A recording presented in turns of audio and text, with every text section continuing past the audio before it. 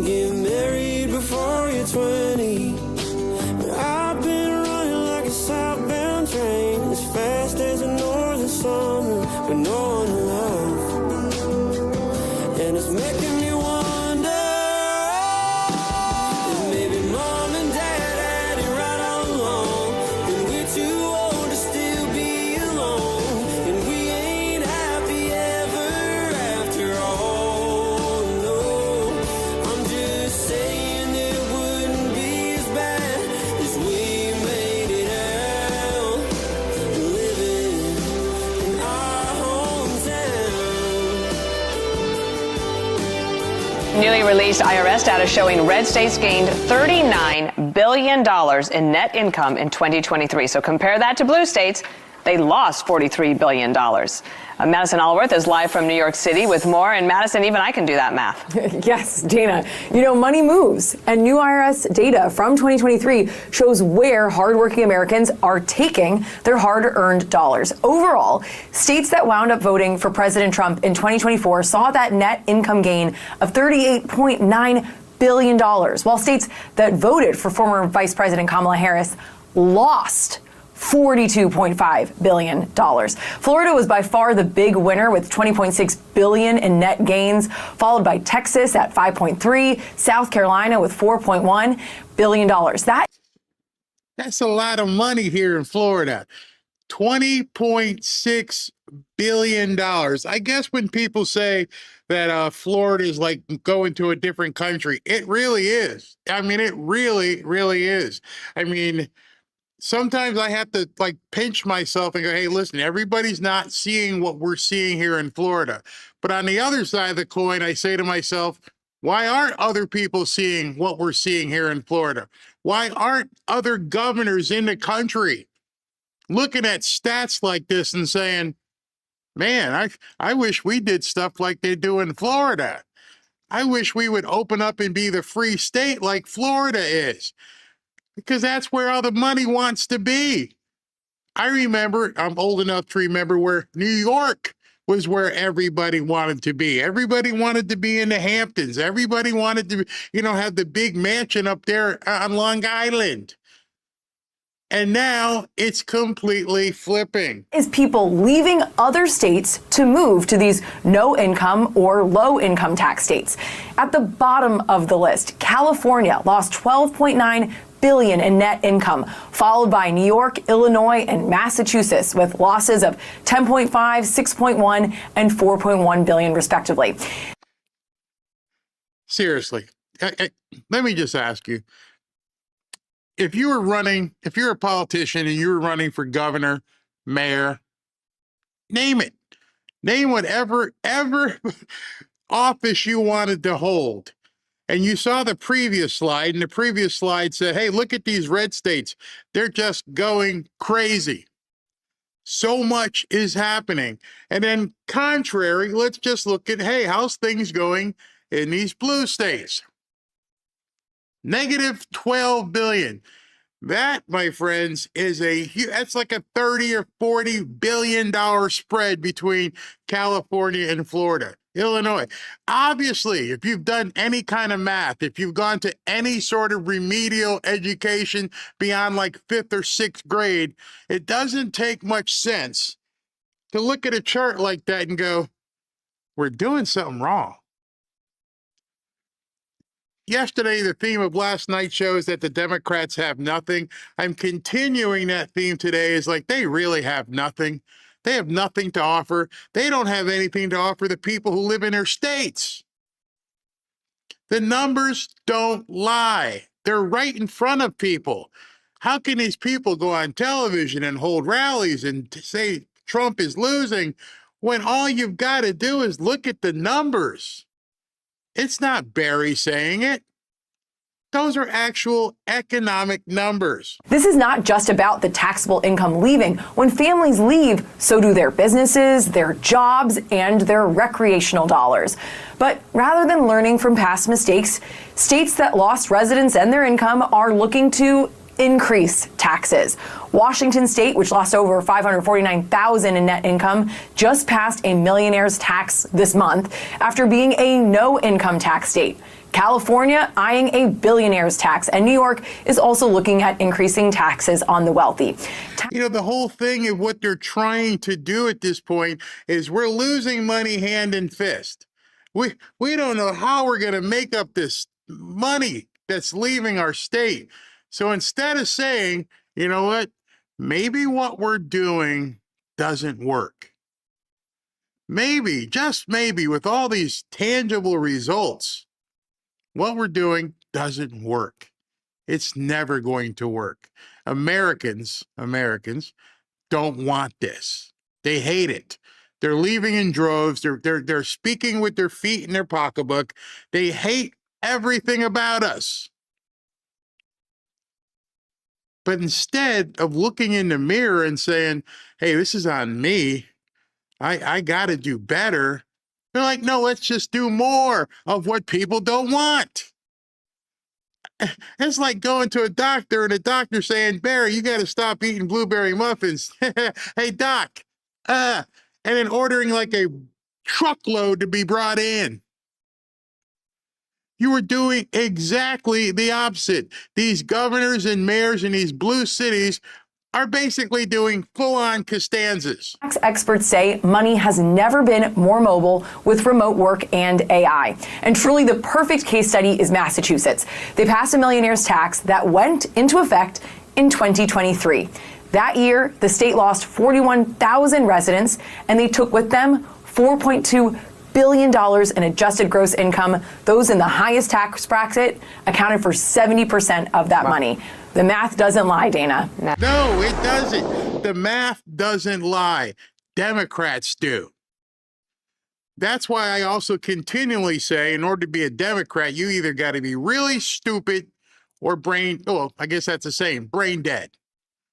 Your ideology doesn't work. Nothing what you guys do does anybody want. You don't have any answers for anybody who's an American. None. I'm going to show you more of that today. I'm going to show you how these people don't do anything but steal from Americans. And yes, there's some people on the right who are doing it as well.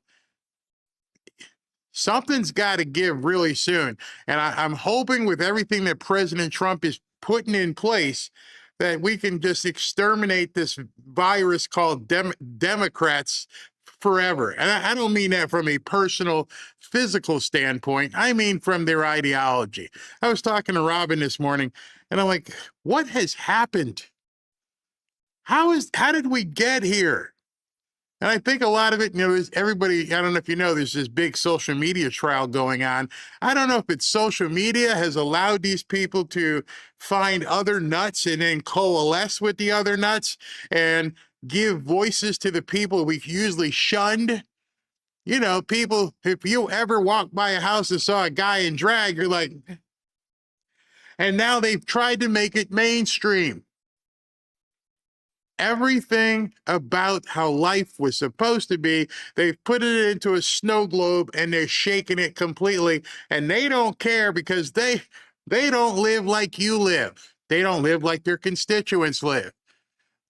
You guys know the other day, this woman got shot, and I think it was in Chicago, and they're blaming it on her for being in the wrong place at the wrong time. And then Pritzker's blaming it on Republicans for, amplifying it. The woman's dead because a newcomer shot her. But she's the bad person. I remember there being a video a couple of months ago, where Pritzker was walking along the waterfront saying, it's beautiful out here. It's fine. It's great. Meanwhile, he's got security guards all around him off camera. They don't live in the same hellhole that they make their constituents live in. And they don't have to worry about money the way their constituents do. Let me show you something. This is gonna blow you away, because we were talking about insider trading, and I'm working with these guys. They've got a class tomorrow, but I want you to see this. This is gonna make your blood boil. And we don't know, and I'm gonna say with full clarity, we don't know if this was someone on the left or someone on the right.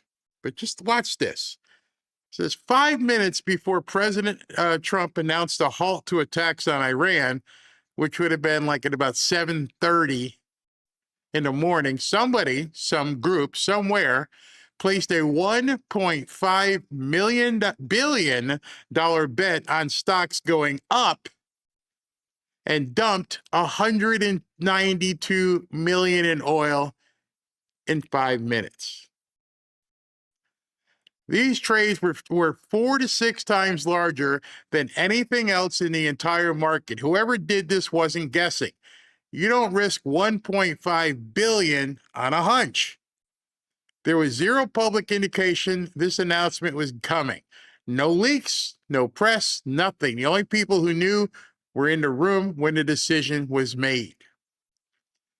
Someone in that room picked up a phone, and within minutes, they made more money than most Americans will earn in 1,000 lifetimes. In a single trade on a war that has cost $4+ a gallon of gas and $16 billion in tax dollars, Americans funded this. Politicians are profiting from it.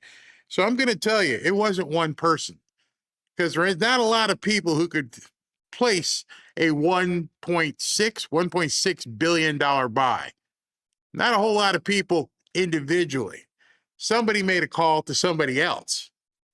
Somebody made a call to a hedge fund manager. Somebody made a call to a large hedge fund and said, this is about to go down. What's your confidence? 101. Got it. Boom, hit the button. Bingo. We all just got richer. Here's your piece for giving us to somebody somewhere. It could have even been in Israel. Somebody knew what was coming.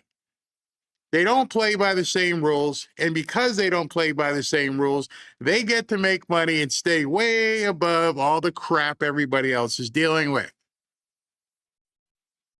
Got to get sick of it at some point. I mean, at some point, that's another reason why they hate Trump. They hate Trump because they ain't Trump. They don't have Mar-a-Lago. They don't have billions like he does. And so they're always wanting to be like Trump, even though they say they hate Trump. You don't see Gavin Newsom going to McDonald's. He goes to the laundry and big-time restaurants. You don't see, well, we did see Nancy Pelosi opening up a $25,000 refrigerator and eating designer ice cream while she's for the poor peoples. You don't see Hillary and Bill in an apartment on Skid Row. Oh, no, we got our estate in Chappaquiddick, whatever it's called, Chappaqua. They're all full of crap. Now, before I get to the rest of the show, I just want to let you guys know, tomorrow you guys can get in on some of this play. Yeah, we've been talking about insiders and how they're playing a completely different game in the markets than you are. They see the real numbers. They know when the good or bad news is coming, and they position themselves long before any of us ever see the headline. We just saw the headline. Hey, guess what? We're gonna stop bombing Iran so that we can have some negotiations. Oil, boom, boom, boom. Everybody makes money, except for those who weren't looking where the puck was going. What if you always were on the ice? What if you always had the opportunity to know where the puck was going? You see, most retail traders are guessing. They're chasing stories on social media, reacting to the news cycle, and wondering why they always seem to be 2 steps behind the puck. What if instead you could start learning how to track what the insiders are doing with their money?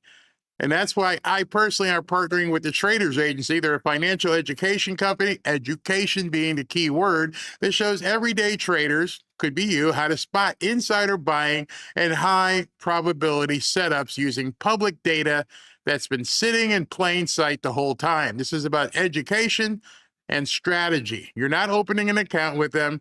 They're not managing your money. You take care of all that. You don't need somebody else doing that. And this is not personal investment advice. You stay in control. You decide what to do with your own portfolio, and you should always talk to a licensed financial professional before you even invest a single dollar.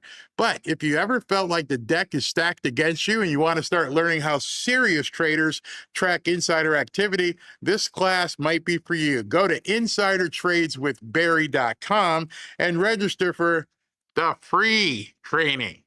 It's quick to sign up. You can watch from anywhere, and it costs you literally nothing to see how this works. Again, that's www or insidertradeswithbarry.com. All right, check it out. I mean, I think it's going to be worth your while once you go ahead and log on to that. Before I go to get in the show, let's see, because it's been a busy news day already. SV, you got anything over there? Yes, I have a couple out of the world stories. The first one is just came out. Tim Burchett sounds the alarm after alleged UFO scientists have gone missing or are now unalive. Something dark is going on. I know these scientists and researchers, they have testified. Remember, there's no coincidence, right? Yeah. That's kind of weird. And then, wow, that's a good one. Second part, just came out that NASA Administrator Jared Isaacman announces plans to build a permanent U.S. base on the moon. The plan rolls out in 3 phases: rover and tech deployments, semi-habitable infrastructure for astronauts, and ultimately a permanent human presence on the lunar surface. Isaacman called it humanity's first permanent surface outpost beyond Earth. Wow. I bet Elon's going to be on this. I'm sure he'll be helping out. Absolutely. This past Sunday, Robin and I went to go see the movie. I think I mentioned it a couple of days ago, Project Hail Mary. If you get a chance to go see it, go see that movie. I don't endorse many. We watch a lot of movies, but this one was phenomenal, and it was about space travel and intergalactic stuff. But it's not the story you think. When you see it, it starts off like, you know, you're going to go to another planet, you're going to see this stuff. But what happens is, without being, I'm not going to ruin it for anybody. No spoiler here, but he meets an alien. And I'm just going to leave it at that because I can't spoil the movie for people. But if you get a chance, go see it. It takes a huge twist from what you might think it is. It starts off as a suspense drama, and it turns into something completely wholesome and nice. In fact, I'll admit it. Cool. I'll be the first to admit it. I was crying. I was like, "Oh, that's so cute." Wow. Yeah. It's you cheap phone home or what? Sort of in a 2026 style. It was so emotional, and you know, I don't want to give it away, but it was so emotional that the writing and acting was so good. You were endeared to this alien, and like, Robin, I'm like, that's a well, I can't tell you what it is, but it's an alien, and it's a great story. Anyway, let's get on with some news. Talk to you in a minute. See you in a little bit. One man is being victimized by our own government. One man whom they fear, yet whom millions love. One man who is willing to take the poison arrows of lawfare.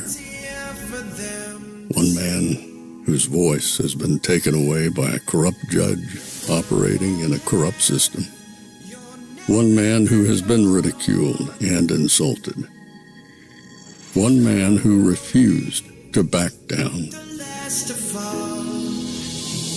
One man who refused to back down. One man who refused to back down. One man who stands between us and them. One man that wants to see America protected again.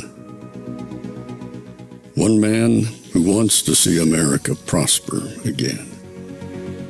One man who understands that a man is a man and a woman is a woman. One man who understands and protects the blessing of life. One man who wants to restore American exceptionalism.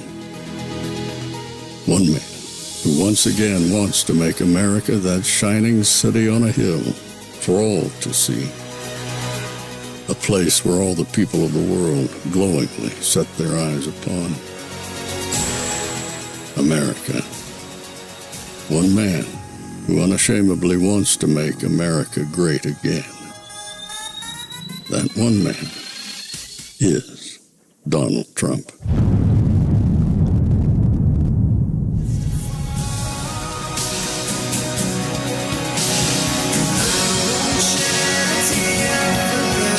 See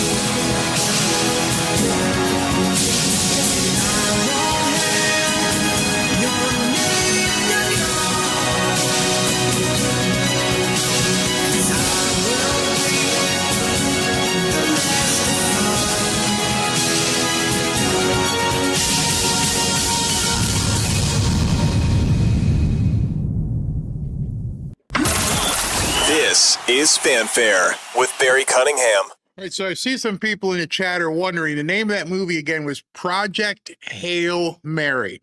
I think it stars Ryan Gosling as the lead in the movie. Go see it if you have a chance. Good movie. Now, it is 1:23. President Trump is due to come on at 1:30, so I'm not going to get too much into the show, but I do have a special treat for you. I'm not sure if you saw this. Of course, the media probably didn't cover it, but Melania Trump gave a little bit of a speech today. Her speeches are always short, 10 minutes or less. So let's take a look at that. Your Excellencies and distinguished guests, please welcome the First Lady of the United States, Melania Trump.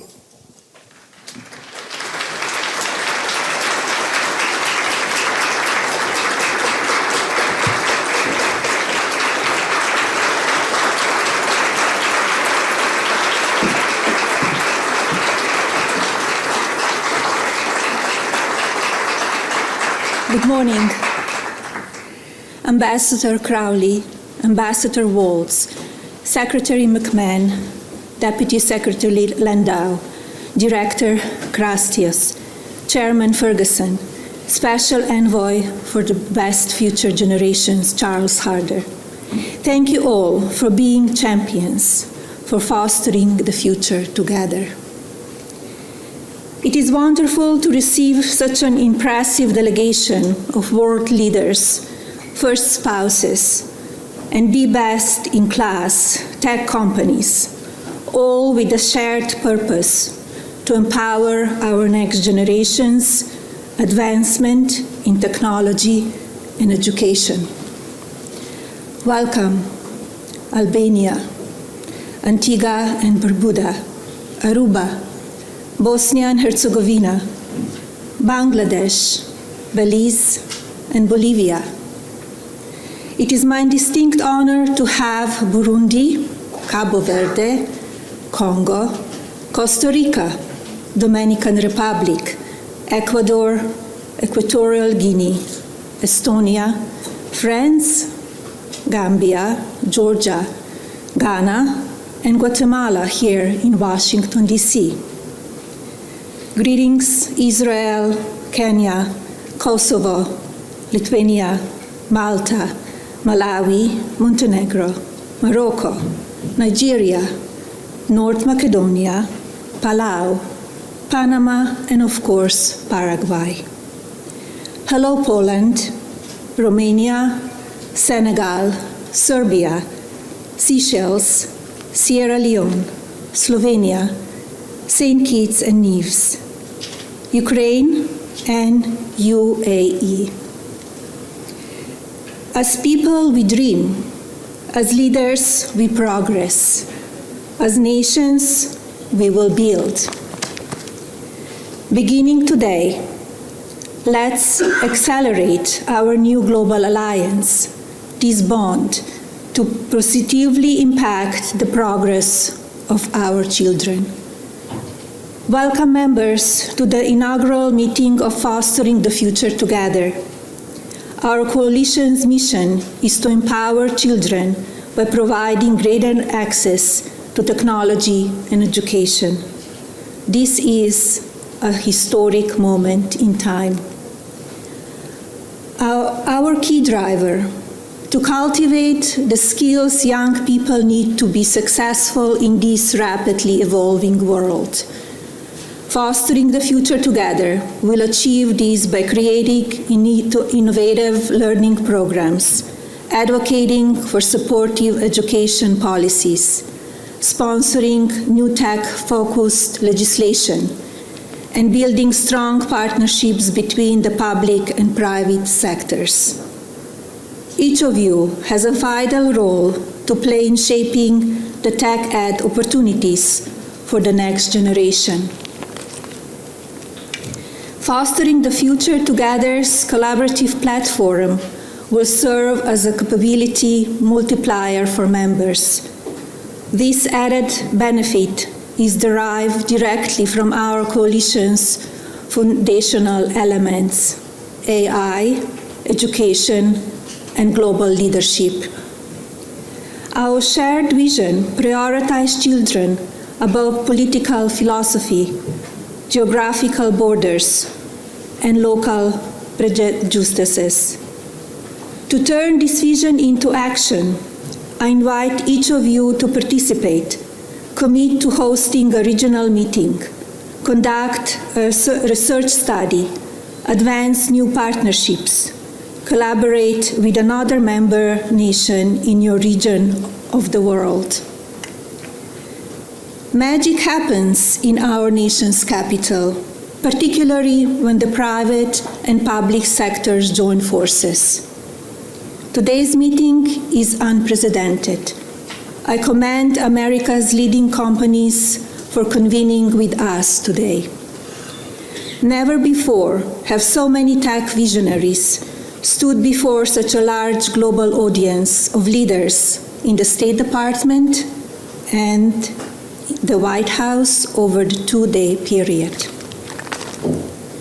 Nowhere else could such a concentration of excellence be assembled, from AI pioneers like OpenAI, Palantir, and xAI, to tech platforms like Google and Meta, creative engines like Adobe and Microsoft, plus human connectivity through Zoom communications.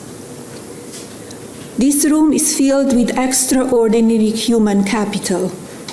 Leaders, harness it to elevate your children, to empower your people, and to accelerate your economies. Our Coalition for Leaders will improve our future, but only by supporting concrete initiatives that equip young people with the skills and knowledge they need. Together, let's invest, expand success, and create opportunities for education and technology. I wish everyone great success during Fostering the Future Together's Global Coalition Summit. There is much to accomplish over this two-day period, and this is only the beginning. Thank you.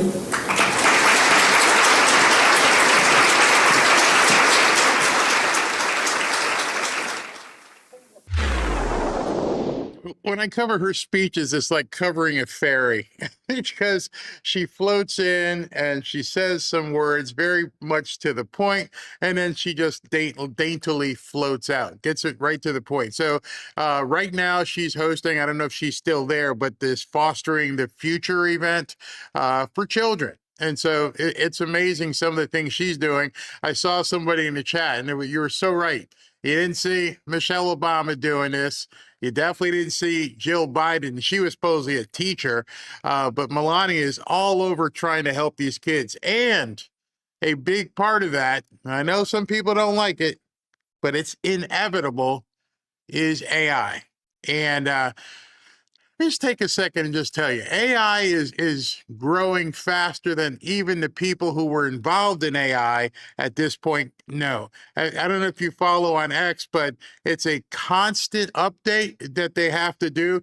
And then they're also having to fight the scammers tooth and nail, because the more adept it becomes, the more you've seen the videos. At this point, it's very hard to tell the difference between some things that are real and some things that are fake.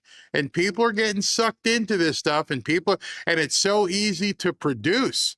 I mean, they're just pumping it out. So I had heard something on YouTube that they were going to begin de-emphasizing videos where there are no people on screen, because it's becoming so prolific in terms of the amount of AI video versus, real people. And so I don't know how they're going to be able to determine that, but that's one of the things that they're looking at doing. In addition to that, there was a guy, I'm going to save it for tonight, I got to find it, who says that 90% of lawyers, accountants, possibly teachers will be phased out by 2030 due to the proliferation of AI. Not needed anymore. It's funny how this thing has come full circle, that the people, that the elites, that the brainiacs made fun of are going to be so much more valuable. You're going to need a plumber. You're going to need an electrician. You're going to need someone to, mechanics on your car. The robotics aren't there yet. They're still a ways away. And so these people, HVAC, all these kind of things, they're going to be in high demand. And you're probably going to see your lawyer end up, maybe starting a pool cleaning company.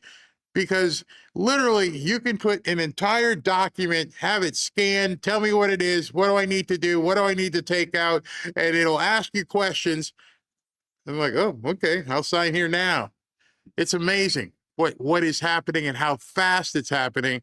And the reason I'm saying this is the faster and more that AI accelerates, the farther behind people who aren't getting knowledgeable will become. I would hate for you to be alive in 2026 and know that this is happening, and then by 2027 being obsolete. And some people say it can't happen. And I'm like, I'm watching it happen. Like I said, I used to work in an advertising agency. I'm watching creative directors. I'm watching copywriters. I'm watching graphic designers completely being eliminated. And I'm watching clients say, I need this in this period of time. And boom, it's done in a day, where it used to take meeting after meeting after meeting. So if it's happening at a very high level, it's only a matter of time before it makes it lower. I saw one thing where people were talking about telehealth. Now understand, you're going to dial a number, 1-800, fix me up, whatever it's going to be. And a doctor comes on screen. Hey, what's wrong? I got an itch here. I need some cream at, Walgreens. Well, what if you're dialing into AI? Hi, Barry. What's your problem today? What do you need help with? And you don't know that it's AI. Because the faster this stuff accelerates, you can't like squint and go, are you real? Am I talking to a real person? Then I'm sure, you're talking to an AI agent. But, okay, let me test you. I've got an itch and it's over here. Okay, well, does it look like this? Do you take a picture of it? Yeah, okay. Say, oh, okay, that's Amanapadupada. And here's your cure. Call me in 3 days. Damn. You imagine that? And I know there's people in the audience, oh, I wouldn't trust that. It's not going to be up to you. That's what is going to happen. It's like the Jetsons are happening before our eyes. It's amazing. All right, in any event, they're not ready yet, so I will continue with my content. And when President Trump and Markwayne Mullin come on, we will cut to it. All right, let's go. And I got to click the right button. And I got to play. It's no different than what we've been demanding. I know that they're calling this the Texas two-step. I prefer the Jersey, get the hell out of my way. They put ICE in our airports to cause more chaos and, frankly, cruelty to the passengers who are waiting in long lines. That's not where ICE belongs. We should have paid TSA weeks ago. Democrats have for 7 times tried to get them just to pay TSA, pay FEMA, pay the Coast Guard. We are fighting over ICE because they've been doing horrific, hellish things in our communities, slamming Americans to the pavement, barging and breaking down doors to American homes, pulling veterans out in their underwear and putting them in zip ties. So if the only thing you can say to the American people are complete lies, what kind of integrity, what kind of credibility, what can you expect from these people? I featured this nut job yesterday when he said this. So what's happening today in America that should outrage everybody? He's taking this very same agency that has been bursting into our schools, into our churches, into our hospitals, into our courts, and even into the homes of Americans. He's taking that agency that is reckless and out of control and bringing them to our airports under the lie that somehow this is going to help deal with the long lines that he created in the first place. This is an outrage. We should not have an agency that America doesn't trust, an agency that literally has seen violence against Americans, an agency that is tearing away American families, tearing apart American families, and arresting and detaining Americans and violating due process rights and civil rights.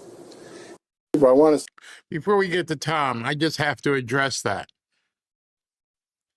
The fact that he said that yesterday, and again, I don't know who's advising President Trump. I don't know if he comes up with these ideas, but he completely, pun intended, trumped the Democrats once again. I'm going to send ICE into airports where people from all walks of life are going to see them. Not the nuts in Minnesota, not the stuff you see on the news. I'm going to show these people what ICE really is. You see, the Democrats have worked for, I don't know, months, telling us how big boogeyman and boogie women the ICE agents were. They're horrible. They're going to kill you. Oh my gosh, you won't believe when these people come to the airport. You're all going to die. And then people from all walks of life who didn't have the interaction were walking past ICE agents with no masks, smiling. How can I help you? That right there, forget the rest of what I'm going to show you. That right there was genius. That is what you have to recognize is the absolute core strength of Donald Trump or whoever is in that brain trust that comes up with these things. I am going to use everything the Democrats have said, and I'm going to use it against them. I'm going to expose white, black, green, Italian, Spanish people to ICE who never were involved in what was going on in Minnesota. And I'm going to show them these big hulking guys and these other women, and they're walking around with body cameras and vests and guns, and they're very, intimidating to people who need to be intimidated. But for the rest of you, they're just smiling and helping you on your way. So they're not here to kill me? Nope. They're not going to harass me? Nope. It immediately, without having any action needed, pierced every single veil that the Democrats have put up for months. They're going to kill you. They're this way. They're going to rip you out. They're going to tie you. They're going to zip tie you. They're going to treat you like animals. They're going to put, hog tie. And people in the airport like, hey, how you doing? Which is exactly what all of us said. If you walk past an ICE agent or a National Guardsman, it's like, hey, how you doing, bro? Yeah. Don't worry. In fact, I feel better. I'm not intimidated. I feel better. Wow. And then all of a sudden, the second part of the medicine kicked in. The second part of the medicine kicked in 24 hours. Lines out the wazoo, everywhere they are. The people can't get anywhere. Oh my God, I've been in line for 4 hours. And one day later, 24 hours. What happened? How did these lines just go away? Everybody should be asking themselves this right today. If ICE isn't running the scanometer, whatever it is, and looking at your junk and everything and going, if they're just walking and saying, hey, come on, come this way. How did the lines just disappear? Well, because the TSA guys could now open up 9 lanes and everybody can just go. That's one thing. Anybody talking about people calling out today? No. Mm-mm. You see, here's something we're going to find out probably a year from now, that this was all manufactured by the Democrats. Because if you looked at most of the airports where the big problems were, they occurred in blue areas. I hate to be the conspiracy theorist, but you have to wonder if this was orchestrated to try and make people feel, as they've said, pain. We want to make you hurt. We want to make you feel that Trump is screwing things up. Uh-oh. Oh, let me cut to this. Where is this? Will leave soon for the Middle East to begin assessing what will be needed once the target is set. So that is the update we have for you right now. John? Ooh, okay. So if the 82nd Airborne is heading into, oh boy, things are about to get hot. I think we can agree with that. So anyway, it hasn't come on yet, but certain airports are still having issues, but other airports are moving smoother. So listen to Tom Homan talk about this. One thing, he's misleading the American people. He's lying. Now, I want him to give me one example, just one, when ISIS went into a church to arrest somebody, or we went into a hospital to arrest somebody, or we went into an elementary school to arrest somebody.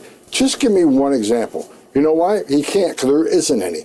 Now, I think there's been one case nationwide in the past year where we're in hot pursuit chasing an illegal alien who ran into an education center. You're damn right. We went in there and arrested him near the front door.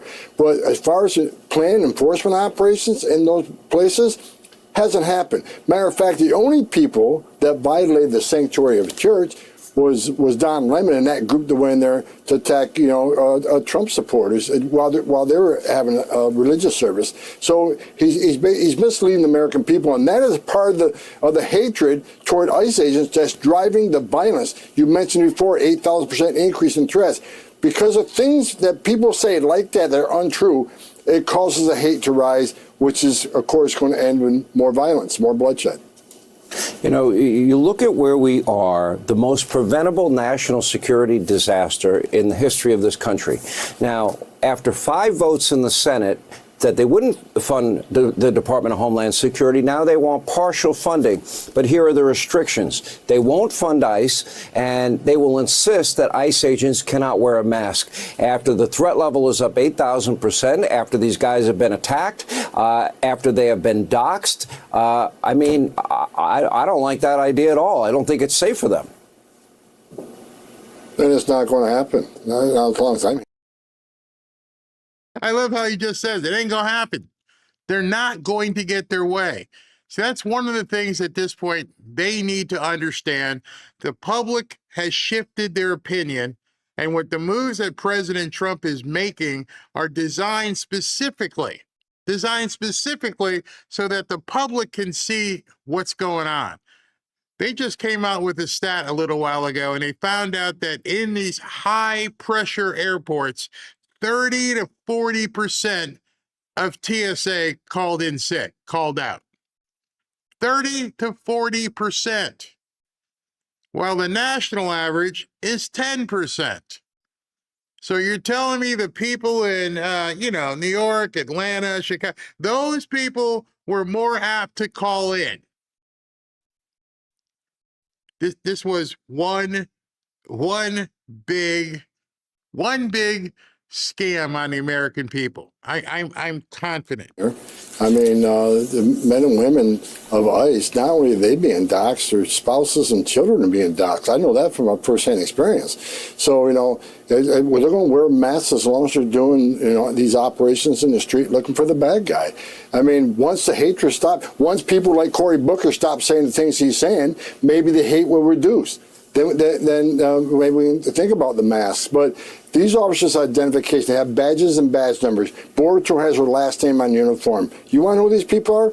You can find out who these people are. But we're not going to stop doing this job. We're not going. They want ICE not to operate in sensitive locations. Here's what I said from day one: there is no sanctuary. There is no safe zone for significant public safety threats and national security threats. Those are the people we need to arrest and deport from the country, and we're going to keep doing it. That is going to terrify the hell out of the Democrats. We're going to keep arresting the bad guys wherever we see the bad guys. If he happens to be strolling in an airport, he's going to get arrested. Which may also account for, some of the lines being smaller, is because now certain people know better than maybe we shouldn't go to the airport. We don't want to get snatched up. We've got warrants. We're bad people. Maybe we need to go back in hiding. The Democrats know this as well. By saying ICE doesn't belong in an airport, they are vilifying somebody that the normal people at this point can look at and go, they're fine. It doesn't matter. We're not afraid. So it takes they completely defang the Democrats. There's nothing that they can say. And that's why they're walking around with microphones like, hey, so what do you think about ICE? And people in the airport are like, hey, they're fine. I don't care. What? I'm scared. I didn't do anything. Meanwhile, they got people outside protesting. You're protesting protection. Because you're protesting ICE out, ICE out, ICE out. And the people, again, the contrast. We're fine. We're flying. We're getting through the line. And you people, are you really demanding that we stand in line? Again, contrast is what the Democrats can't afford. They can't afford for people to see what the difference is. No ICE, I stand in line for 4 hours. ICE, I go right to my plane. People outside are saying, tell the people who solved the problem to go away. Why would you want the people who are solving a problem to go away? It's like running into an emergency room and telling all the doctors, you got to get out. What do you mean? We're here to help the patients. Oh, we want doctors out. Doctors out. Unfortunately, the patient, you, me, people traveling, are seeing it. What are you people talking about? You want ICE out? Shut up. I got a plane to catch. It doesn't make any sense, and they just keep digging themselves bigger and bigger holes, and because they live on Twitter. They don't live in real life. They don't see things in real life. Like when the numbers showed about how much money is coming into the state of Florida versus leaving the red states, you can go on X and talk about, oh, it's BS, but I can drive over there and go, damn, everything's packed. Hotels, packed. Restaurants, packed. Malls, packed. License plates from everywhere. How do you deny what I can see with my own eyes? How can you deny what you can see with your own eyes? And then you realize what I showed you earlier with the oil thing is how much of the stuff that you're seeing is actually a movie. It's just completely choreographed. None of it makes any sense. I'm going to tell you the new script that's probably being written right now. And I'm going to foretell that this movie is going to be released probably, I don't know, July or August. But right now it's in pre-production. I'll tell you about that in a second. Let's talk about this Venezuelan illegal who had been caught and released by the Biden administration. I mean, what can you ever say to the family? I think there were two telling moments. A little over a year ago when the Democrats wouldn't stand for Laken Riley's family or Jocelyn Nungary's family. Then when the president said, if you agree with this statement, please stand with us in the State of the Union address, that American safety is more important. Our first duty is to protect Americans over illegals. That is a pretty simple thing to stand up for, but they didn't stand. How do you interpret that?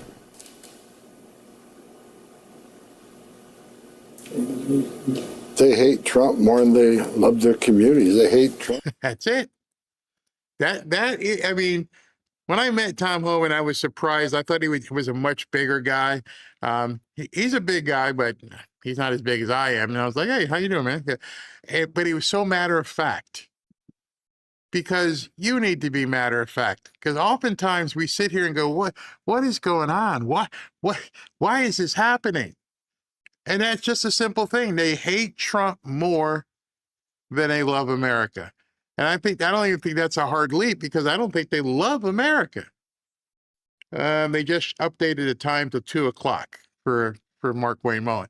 So it's an easy leap for them because they really don't love America, and hating Trump is just in the way of them hating and destroying America even more. Every single day when they're shown to be complete morons, those are the times when people like you and me people say, why do I show you the craziness? Because I know what's coming. I have done enough videos, have watched enough of this to know this is where they're going with this. And at this point, you should be astute enough or should become astute enough to know what their game plan is. They don't have anything for America. They don't want anything for America. All they want is to stop Trump, and it doesn't matter how they do it or who they hurt. I.e., when you're staying in an airport and you see the people outside protesting the solution. I'm standing in line for 4 hours, and I find out, I'm like, I'm done. I'll redo my book. I'll come in tomorrow. I'll rebook my plane. And then tomorrow I come back, and I'm like, what's the difference? ICE is here. Oh, and you see people outside saying, F ICE, ICE out, all this kind of crap. Like, I'm able to fly. I'm able to live my life, and you people are saying, you don't want me living my life. You got idiots flying down to Cuba trying to tell broke, dirt-eating people, it's all good. Stand strong, my communist brothers. Everything will be fine. But you're in a 5-star hotel with air conditioning and steak and $1,500 glasses and $300 sneakers. Yes, communism. The contrast kills what they want. And if more people talk about that contrast, the more everything that they talk about just completely falls apart. It makes no sense. Bernie Sanders, millionaires and billionaires. I can't talk about millionaires anymore because now I'm a millionaire. Contrast. It's bullcrap. They're showing what I showed you earlier about the money from being flown out. Hey, let's get some of that. That is people leaving other states to move to no-income or low-income tax states. And at the bottom of the list, California lost $12.9 billion in net income, followed by New York, Illinois, and Massachusetts, with losses of 10.5, 6.1, and 4.1 billion respectively. And this is not just about taxable income leaving. When families leave, so do their businesses, their jobs, and their recreational dollars. But rather than learning from past mistakes. So that was the piece I showed you earlier. They're replaying it now because that's huge. And that news comes from not some think tank. That comes directly from the IRS. So that they can actually see people. I mean, we're getting into tax season and people are moving and things are going away. And it's very clear to see what's happening in this country. There is an absolute migration. I know some people say, hey, but when they move, they keep their blue ideology. Haven't seen that yet. See, I think there's one thing that's more important to some of these people than their political ideology. It sounds good, virtue signaling. Until, I just made $1 million. I want to buy a boat. And California's telling me I can't. And I want to buy a mansion. And I want to live on the water. And I want to live in legacy to my children. And California and New York are like, we want to take it all. I can't mess with y'all anymore. You're crazy. Absolutely crazy. You didn't dunk a basketball. You didn't catch a football pass. You didn't do anything, but you want to take everything I have, or 60, 70, 80% of it, and give it away to the guy who's peeing in the subway. Yes. That's your plan for America. Yes. I can't do that. I just can't do it. Even if people go to Cuba, you don't want to live here, do you? You want to stay in a 5-star hotel with air conditioning. The contrast kills.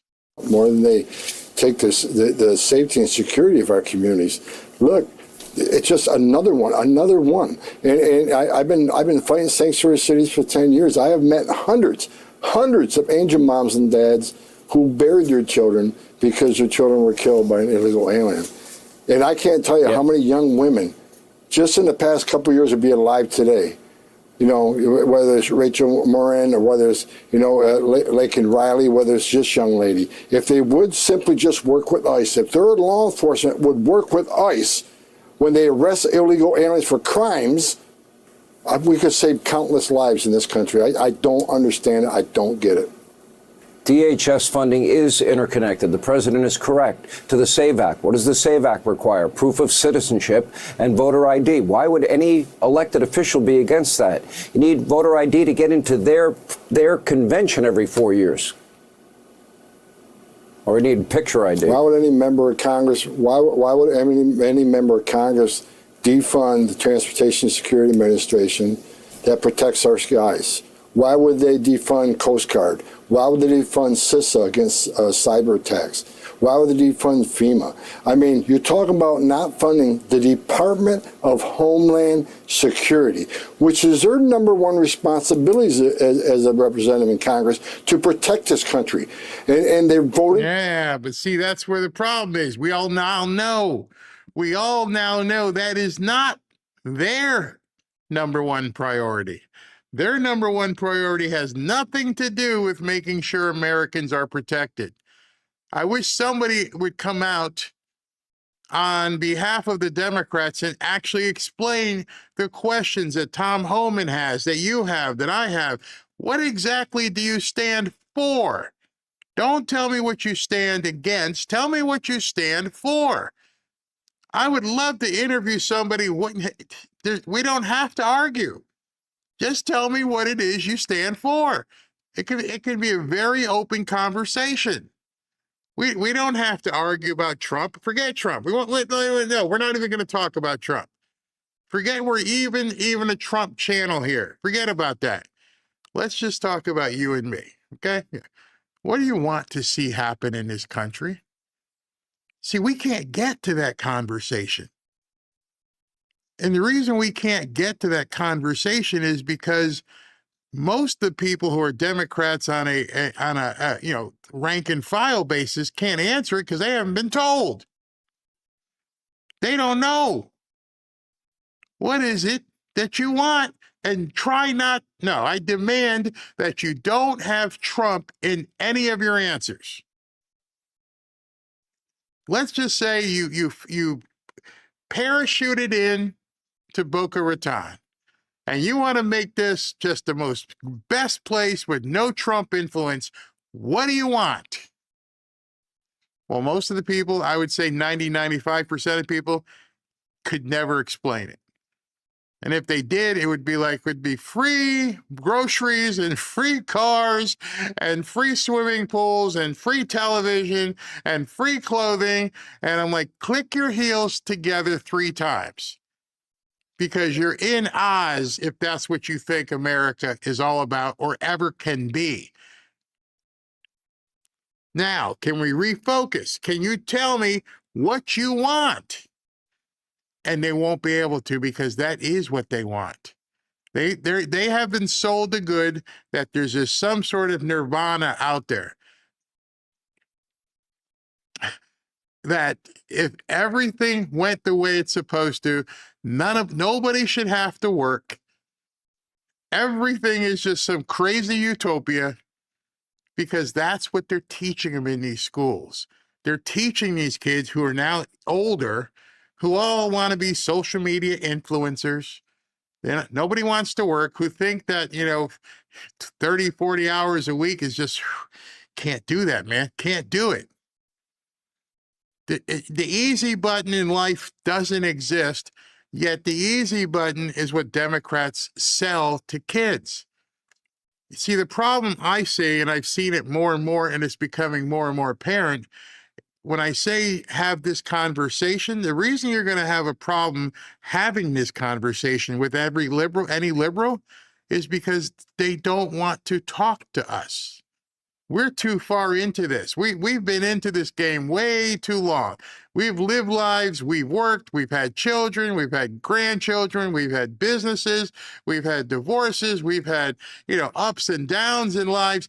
I can't talk to you.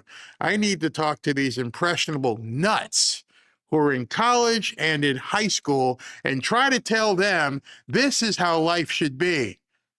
And if they already took the parents away from them and they're single parent households or the other parents just completely screwed up, then it works.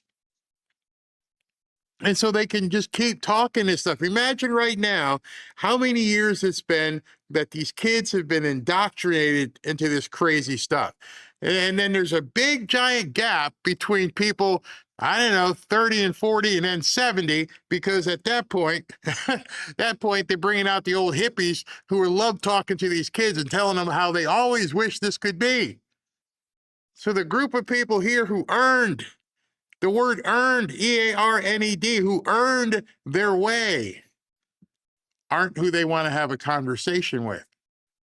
You can't have communist conversations with people who strived, who triumphed, who overcame failure, who overcame adversity, and have thrived. You can't have a Democrat conversation with those people. So you have to talk to the kids who haven't yet achieved anything, or the losers, and say the reason why you can't have it is because the white man and the Republican and the Trumps are keeping you poor. I feel so strongly about that. That's why I have talked so much about it, prosperity, because I know that's their inroads. You guys didn't realize it. This first time I'm actually telling you, why does Barry talk so much about prosperity? Because the lack of prosperity is the highway to communism. When you're taught that it's not possible, when you're taught that that's those white people, rich people, whatever you had, lucky boomer, all that crap, that's how they get in. That's how the snake slithers in, because you don't know. And so I find it doesn't matter to me whether I lose viewers or not. My thing is, I need to help shut that door, because that's all they have. You need to know how to pay less taxes. You need to know how to pass on money to your kids and grandkids. All this stuff that they pray that people don't know, and they're never teaching it. And so when I looked at the landscape per se, when I looked at the landscape per se, and I'm like, oh, there's a podcaster talking about this, and they're talking about that, and they're talking about this. I'm like, is anybody telling anyone how to defeat this crap? And then when I heard Trump talk, and I heard Howard Lutnick talking, I'm like, that's it. That's the anecdote. And then when I started talking about it in this channel, and I saw people being resistant, I'm like, oh, it's really bad.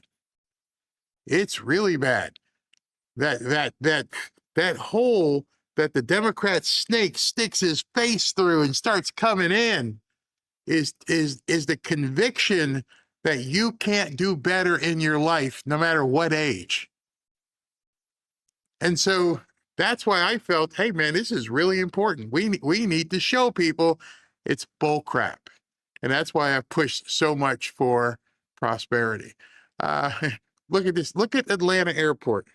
Or if it's just not as busy of a travel day. But regardless, it really is a remarkable difference from the hours-long lines we've been seeing for days that stretch all the way around to the baggage claim here. So I want to give our viewers some perspective. Take a look at this. On the left of your screen is what the baggage claim area looked like this morning. It's the same right now. No lines at all in that part of the airport after the busy early hours this morning. And to the right of your screen is baggage claim around the same time yesterday morning. It was packed. People had to weave their way through the baggage claim before even getting close to the TSA checkpoint. People waiting 2-3 hours. But again, there were still unusually long lines very early this morning. The line's been crazy. Yeah, this not even look like a... So tell me how that happened in 24 hours. Anybody have an idea how that changed in 24 hours? She goes, I think it's a less travel day. What, Monday's worse than 2? I mean, a less travel day that much that the line goes from 4 hours to, 40 minutes? Man. Not to protect this country.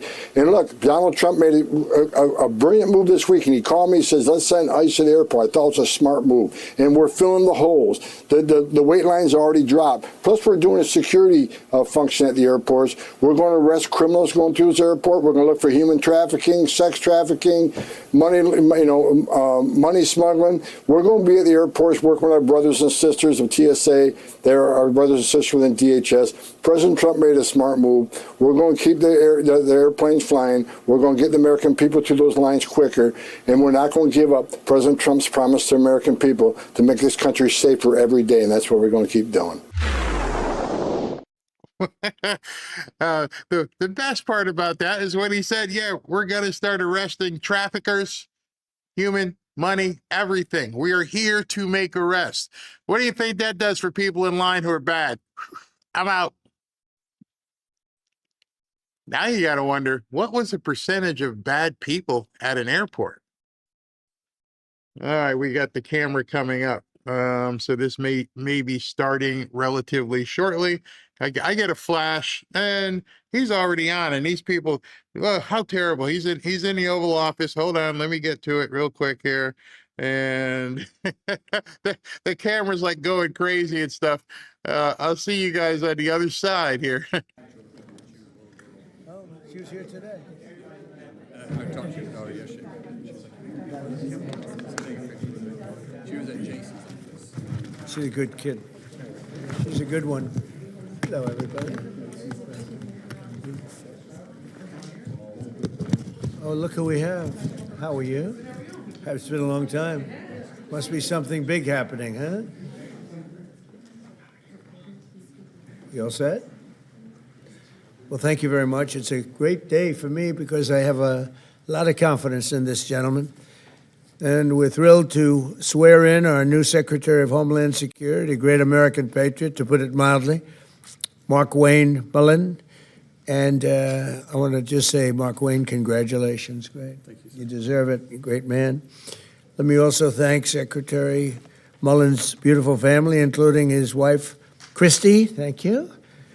His sons, Jim and Jace and Andrew, and daughters, Lara, Ivy, Lynette, and other members of the Mullen family. It's a beautiful family. And we know this guy. He's our big top wrestling guy. I won't wrestle him for anything. An all-American wrestler, huh? Good. You have good genetics in that family. Proud of you. Thanks as well to Attorney General Pam Bondi, Chairman Jason Smith, Congressman Josh Gottheimer, former Speaker of the House Kevin McCarthy, and many other friends that are gathered with us. It's a great group of people. For 13 years, Markwayne has represented the incredible state of Oklahoma, a state that I won 77 out of 77 counties 3 times in a row, so they like me there. Second was Ronald Reagan at 56. Did you know that? 56, that's not bad. But 77, it's 77 out of 77, I think, right? That's not bad. But he was there in Congress as a member of the House and then as an outstanding United States Senator. And he really has been outstanding. He's been a close and vital partner in helping us secure the border, stop migrant crime, end the scourge of illegal drugs, and make America safe again and make America great again. And he's a tremendous player. He worked with Tom Homan, worked with all of our people on the right, and many more. And everything he's done has been good. I say everything he touched, he's turned to gold. Now, but even in business, he was successful, in all fairness. And he was successful, and he said, I want to go into politics. I hope you're happy. But as the only Native American, I didn't know that, huh? Let me look at you. I think that's all right. He's got great quality, I can tell you. He's the only Native American in the Senate. How many have been there before you? Do you know? Native American? I think 3. 3. Well, you're a fantastic representative. Markwayne has also been a fantastic advocate for our cherished tribal communities. He's now the first member of the Cherokee Nation ever to serve as a member of the cabinet. I didn't know all these things. I would have picked him faster if I had known. I would have made a quicker decision. Prior to his career in public service, Markwayne had a very successful career in business, leaving school at age 20 after his father got sick, taking over his family business and turning it into a multi-million-dollar success story. He's a very successful guy. Markwayne has also a career as an MMA fighter. That's why I looked at his ears and I said, I'm not going to fight with him. You can tell a lot about a person by their ears, right? During which he went totally undefeated. He was undefeated during his career, and he's been inducted into the Oklahoma Wrestling Hall of Fame.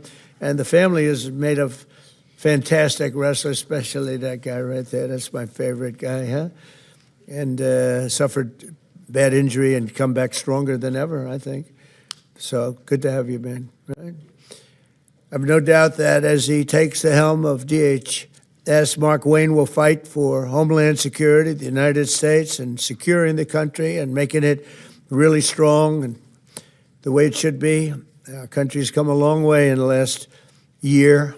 We set it up so beautifully, and then we had 4 years of horror. We had 4 years of disgusting horror, open borders, and things that nobody would even think of. You wouldn't even think of. 25 million people poured into our country, and we've gotten a lot of them out, but we have a lot more to go. 11,888 murderers came into our country. People came in from all over the world, from prisons and gangs, gang members, drug dealers, people from mental institutions, insane asylums. That's the mental institution times 2. And what they allowed to happen to our country can never be allowed to happen again, and it won't. With Markwayne, we have somebody that's strong, professional, and fair. As you know, the department that Markwayne takes over today is currently shut down by radical left Democrat thugs in Congress who have blocked all funding for DHS because they're trying to shield illegal alien criminals, gang members. They want to protect them from being taken out of the country, drug dealers, murderers. They're protecting them all. I don't know how people can vote for these people. You know, I see the midterms are close. I don't know what close means, but I don't know how people can vote for them. You take a look, men, they want men to be able to play in women's sports. They want transgender for everybody. Terrible, but that's the way it is. They don't want to give voter ID. They don't want voter ID for elections. They don't want proof of citizenship for elections. And then they get to vote. They do cheat, but I don't know, it's hard to believe they can cheat that much. Just in the past few days, we've seen the horrifying consequences of Democrats' deadly open border extremism. They want open borders, and they want to open the borders again if they have their chance, because they think they're going to get votes by doing that. On Thursday, a precious 18-year-old college student named Sheridan Gorman was shot and killed while she was walking in a park. She was just walking into the park, didn't do anything. The illegal alien monster charged with Sheridan's brutal murder had come illegally from Venezuela and been released into our country by Sleepy Joe Biden, the worst president in the history of our country. And I don't say that because I think he's fine, he's okay. I don't like him, dislike him. I talk about job performance. That's all I care about, job performance. Worst president in history. And Obama wasn't far behind, by the way. But he was then arrested and released again by Democrat governor, a real slob of a governor, J.B. Pritzker, in the sanctuary city of Chicago, which we could make safe in 2 months, I would say. 2 months if we sent in the group, Tom, right? 2 months would be good. 3 months, very good. 4 or 5 months, it would be great. But they would never call because they don't want to do that. All they have to do is call and ask for a little help. The Democrats in Congress do not care how much American blood they shed in their demented pursuit of open borders. From Sheridan Gorman to Jocelyn Nungary and Laken Riley, their quest to flood our country with illegal aliens has left countless American victims in its wake. They never changed. They see what's happening. They never change. That's what they want. They want to get the votes. With sanctuary and sanctuary cities going at levels that they are, and we've ended a lot. We've done a lot. But for some reason, they love it. It's a sanctuary. You know, sanctuary cities are sanctuary it's really a sanctuary for criminals.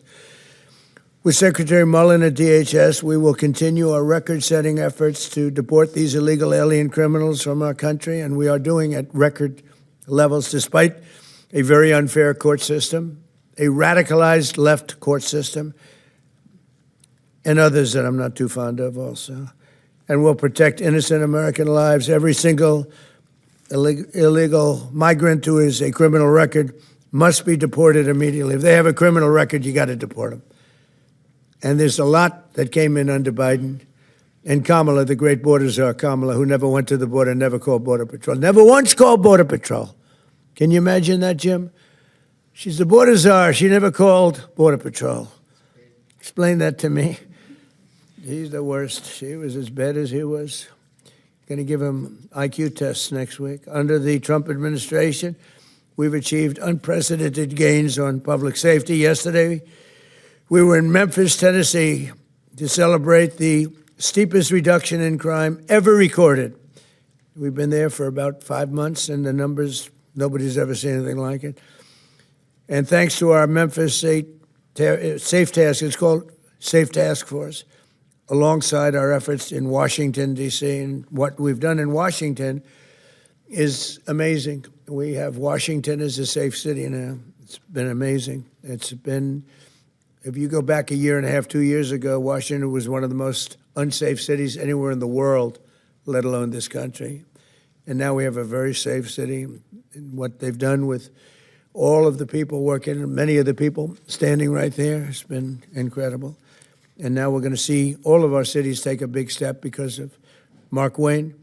In 1 year, my administration, we've created the most secure border in the United States history and the largest drop in illegal immigration ever recorded, slashed the illegal fentanyl crossings on our border by 64%, and accomplished the largest decline in the murder rate in the history of our country, bringing it down to 1,900. That's before my father was born. My father was born a little bit after that. He wouldn't be happy mentioning this because he never liked talking about age. But he lived to be a ripe old age, but that's before my father was born. Think of it, 1,900, we have a record, 1,900. Murders last year were at the lowest level in 125 years, and we're making America safe again. We're doing it at levels that everything we're doing, we're making great. The border is great, the military is great. We're having, by the way, a tremendous success, as you know, in Iran. We had one in Venezuela, and now we're having one in Iran. They have no Navy left. They have no Air Force left. They have no anti-aircraft equipment left, no radar left, no leaders left. The leaders are all gone. Nobody knows who to talk to. But we're actually talking to the right people, and they want to make a deal so badly. You have no idea how badly they want to make a deal. And we'll see what happens. I want to thank Pete Hegseth. The job you're doing over there is really incredible. You and the general and all of the other generals and colonels and captains and majors and everybody else, right? It's a perfect, amazing thing. We make the best military equipment in the world. Now we're going to make it faster. We want to get it faster, but we make the best in the world. We're doing a job. So I'd like to ask Attorney General Bondi to come and do the honors of swearing in a man who's going to do a phenomenal job for our country. And I tell you, your family has to be very proud. You have to be very proud. Absolutely. Everybody wanted this job. I said, there's one man for this job, and I have no doubt he's going to be fantastic. Thank you, Pam. Come on over. Thank you.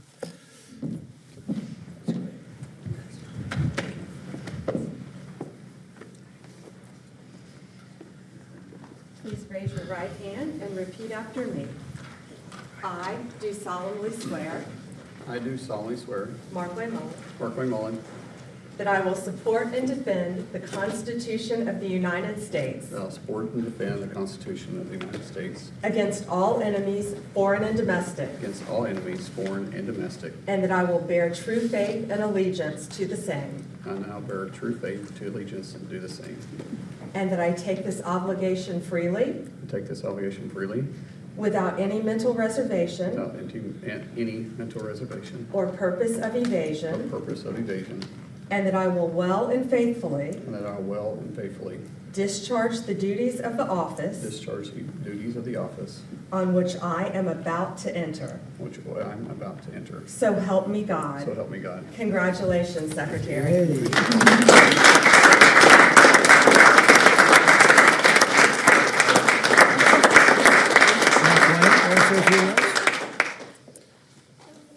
Thank you. I think that was the most nervous I've ever been. It just seems surreal being in the Oval Office and having the President of the United States speak so highly of me and then recognize my family and know my family by name. It's humbling, and I never take it for granted, but I made this very clear that I don't care what color your state is. I don't care if you're red or you're blue. At the end of the day, my job is to be Secretary of Homeland and to protect everybody the same, and we will do that. I'll fight every single day. Today, I got the privilege of meeting so many of the employees at DHS, These employees have been there for 30 days without pay. And if you need anything to know their dedication to show up and still protect the homeland that you and I enjoy and the freedoms that we're experiencing, they're working with for free because of political politics. That's all I need to know. I told them, as you're fighting 365 days, understand I'll be fighting 365 days beside you. No one's going to outwork me, and I'm not going to let any of them outwork me. The president has entrusted me with this, and failure is not an option. And so thank you so much, Mr. President, for this opportunity. I won't let you down. Thank you very much. Thank you. I love that expression, no one's going to outwork me. That's a wrestler's expression, isn't it? Huh? That's a good wrestler's expression. Yes, please. Mr. President, will the Secretary's replacement in the Senate support the SAVE Act and the use of the talking filibuster to get it through? Well, it's not the SAVE Act. It's not called this. It's called the Save America Act. There's a big difference because the SAVE Act, nobody knows what that means. Save America means Save America. And I can't speak for him, but I would imagine that Markwayne, I didn't even ask him the question because who wouldn't support it? Voter ID with a picture. You want citizenship, proof of citizenship. Ideally, you want to end mail-in ballots because there's tremendous corruption. Then we added a couple of things, Markwayne, like I don't think being a great athlete and having a family of great athletes, they have produced great athletes in this family, all-American wrestlers. They especially like wrestling, by the way. And what about baseball? Do you play baseball? Anything? They like wrestling. But I don't think that you would say that his family, and I don't know this for a fact, and I shouldn't say it because I could get myself. Does anybody in your family want men to play in women's sports? I don't think so, Jim, right? I don't think so. I don't think. How would they do? Would they do good wrestling you? They would be in trouble? He said, yes, they'd be in big trouble. It's so crazy. So that would be one. And then we have a few others that we call them the best of Trump. But if you look at transgender mutilization of children, we don't want that. It's the mutilization of children. We don't want that. So generally speaking, I think I can answer that Markwayne would be very much in favor of what I'm in favor of. Would you say that's right, Mark? I can't think of too many things. He might be worse. He might be worse than me. That's my look at his wife is saying. That's right.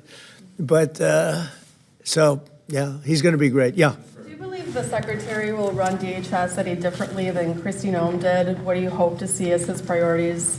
Well, we had a good run. Look, we created the strongest border with the help of that man right there. Tom is so incredible, and he's going to be a big influence here too. There's nobody more professional, nobody better. There's nobody better as a human being. You know, he looks tough, but he's got a good heart, but not too good. Don't make it too good. But you know, we had Tom. We have the safest border we've ever had. We have a lot of assets, but a lot of things we can do, and we're going to do. We have to get criminals out of our country that were allowed in by Biden.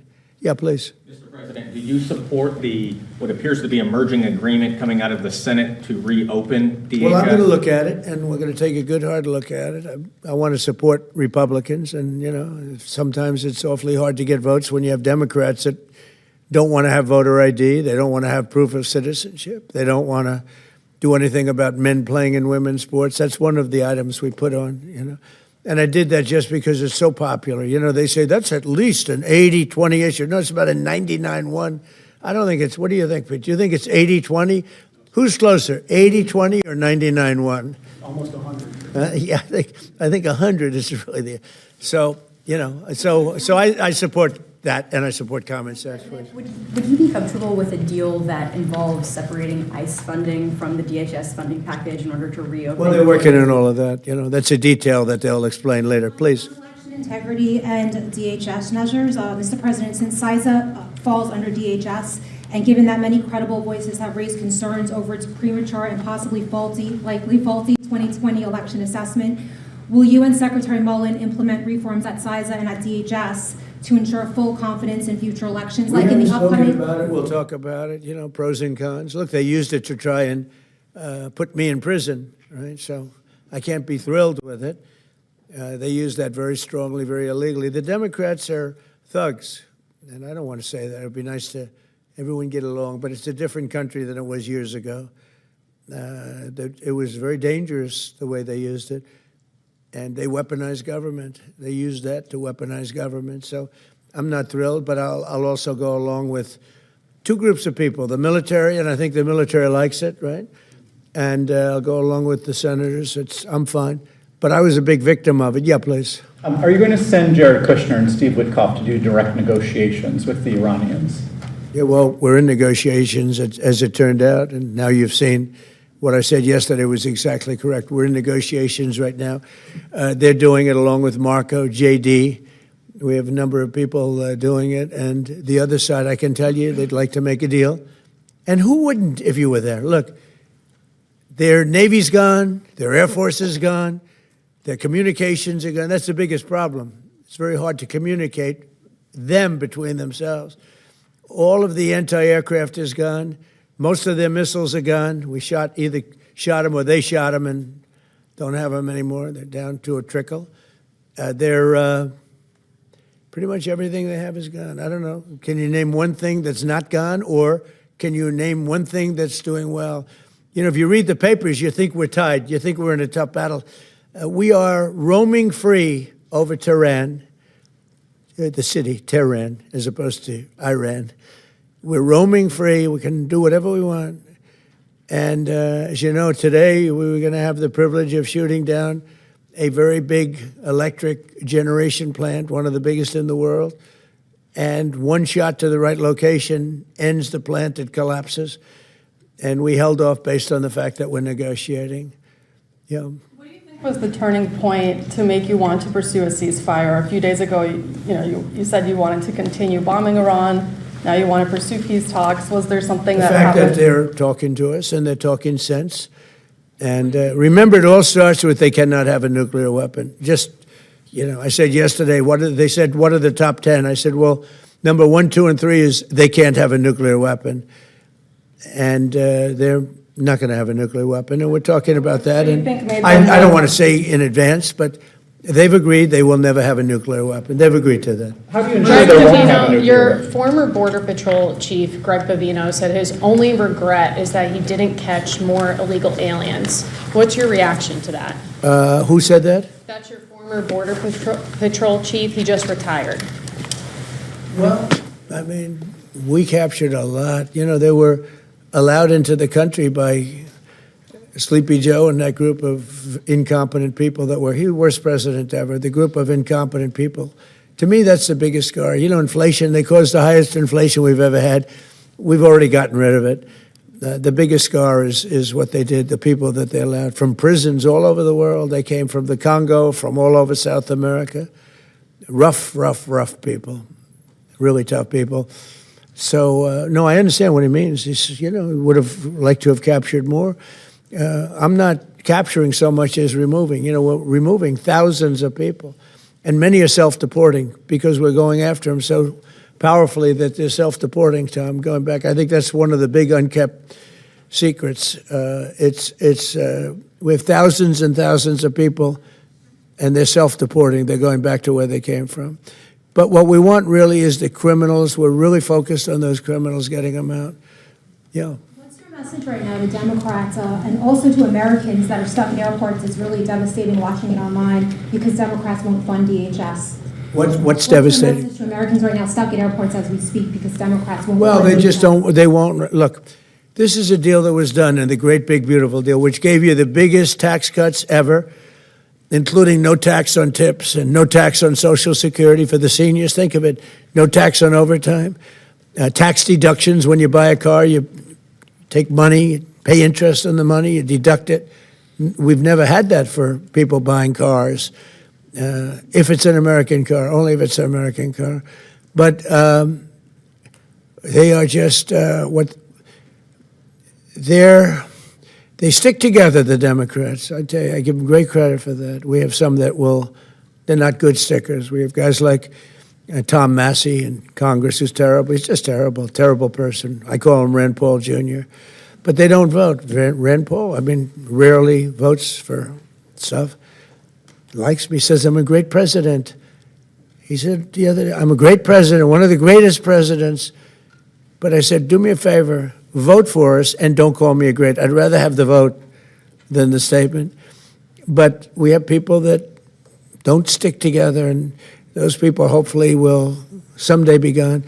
The thing I most respect about the Democrats, even on horrible policy, they stick together. What they do have, though, is horrible policy. Transgender for everyone, open borders, men and women's sports. They have the worst policy that you can imagine. And so whether they stick together or not, I mean, they have just this terrible policy. We have great policy. Republicans have great policy. We have common sense policy, but it's great policy. That's our biggest advantage, is our policy is correct. Yeah, please. Mr. President, are you encouraging our allies in the Gulf to be more involved in the Iran operation? Say it. Are you encouraging our allies in the Gulf to be more involved in the Iran operation? Yeah, I mean, a little bit, but more NATO.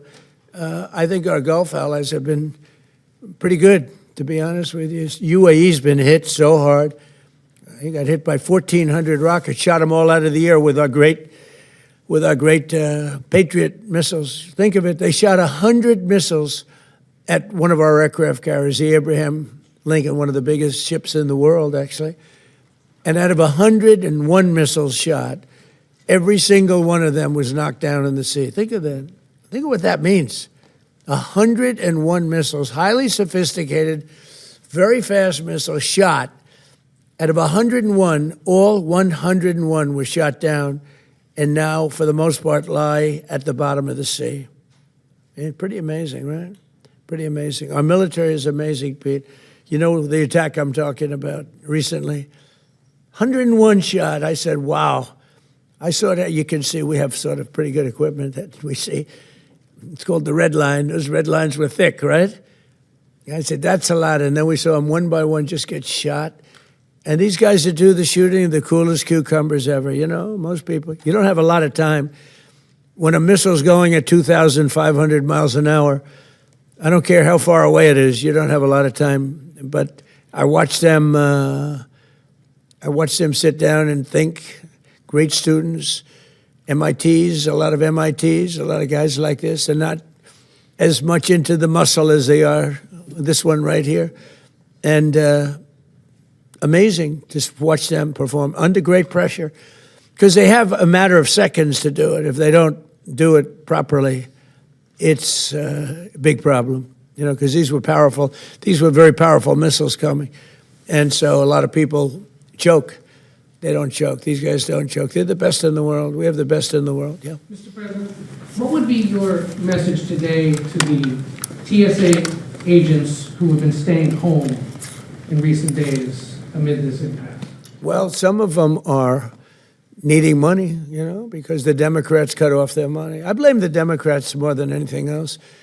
But some of them, you know, they didn't get paid because they're not funded by the Democrats. This is a Democrat problem. In fact, I actually said to the Senate, why would you say this is a Democrat problem? I think the polls are showing it's a Democrat problem. And they'll do anything actually to hurt our country so they can try and win the midterms. And if we ever went back to our old policies, we wouldn't have a country left. If they get a deal, Republicans and Democrats in the Senate, to fund all but enforcement operations of ICE, to get those TSA agents repaid and to open up the rest of the department, would you sign that? Well, I don't want to comment until I see the deal, but as you know, they're negotiating a deal. I guess they're getting fairly close, but I think any deal they make, I'm pretty much not happy with it. These guys came in, they wouldn't pay people. You know, they had a deal to pay. They had to break their deal. The Democrats broke the deal that we had. It was all done. Everything was fine. And then they just said, well, we're not going to pay anymore. And they hurt our country. And at a very difficult time because, you know, we are at, as they would say, a war. They call it a war. I call it a military operation, a very successful one, successful like nobody's ever seen before. Hey, Venezuela was equally as successful. That was a great thing. No, the Democrats had a deal. It was a done deal. And then they said, well, we're not going to pay. And so a lot of people suffered over that and put our country in danger. You have another question? You haven't been here in a while. Well, on Iran, can you give us any more sense of who exactly In Iran, it is either Witkoff and Bush or others you're Look, speaking with? Yeah, we had, I hate to say this in front of these young people. They're not children. I spoke to most of them. They sound like adults to me, even though they are sort of children, right? They'll always be your children. But I hate to say it, but we killed all their leadership. And then they met to choose new leaders, and we killed all of them. And now we have a new group, and we can easily do that, but let's see how they turn out. We have really regime change. You know, this is a change in the regime because the leaders are all very different than the ones that we started off with that created all those problems. So this was, I think we can say, Jason, this is regime change, right? What makes you trust them? I don't trust anybody. I don't trust you. I mean, that's only because I know you. But if I didn't know you, I'd probably have more trust. But I don't trust anyone. Why bother Why talking to them? Why do you say that? Why do you say what makes you trust? Do you think I trust them? I don't trust them. Then why bother talking to them? Because they're going to make a deal. They're going to make a deal. They did something yesterday that was amazing, actually. They gave us a present, and the present arrived today. And it was a very big present worth a tremendous amount of money. And I'm not going to tell you what that present is, but it was a very significant prize. And they gave it to us, and they said they were going to give it. So that meant one thing to me: we're dealing with the right people. Is that nuclear related? No, it wasn't nuclear related. It was oil and gas related, and it was a very nice thing they did. But what it showed me is that we're dealing with the right people. Because, you know, you don't know, because the leadership was killed, all gone. Khomeini, all gone, as the expression goes, the past supreme leader. And then the new supreme leader was racked up, at a minimum racked up pretty good, and everyone else was gone. And then many of the people in the third tier are gone, but we're dealing with a group of people that I think turn out, and the present, the gift they made to us was very significant, and they said they were going to do it, and it happened, and they're the only ones that could have done it. Jennifer? Was it related to the Strait of Hormuz and the flow of... Yeah, it was related to the flow and to the strait, yeah, it was. Are you negotiating on who's going to control the strait from now on? No, we'll have control of anything we want. Look, if we can end this without more lives being down, without knocking out $10 billion electric plants that are brand new and the apple of their eye, I'd like to be able to do that, you know. But they can't have certain things. I mean, you know the things. I don't have to go over the list, but again, it starts with no nuclear weapons, and they've agreed to that.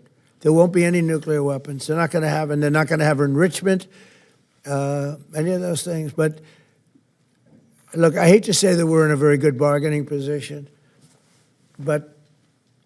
and I hate to say that they're defenseless because, you know, until that last missile is fired, they have little power. But we are in about the best bargaining position. We're way ahead of schedule.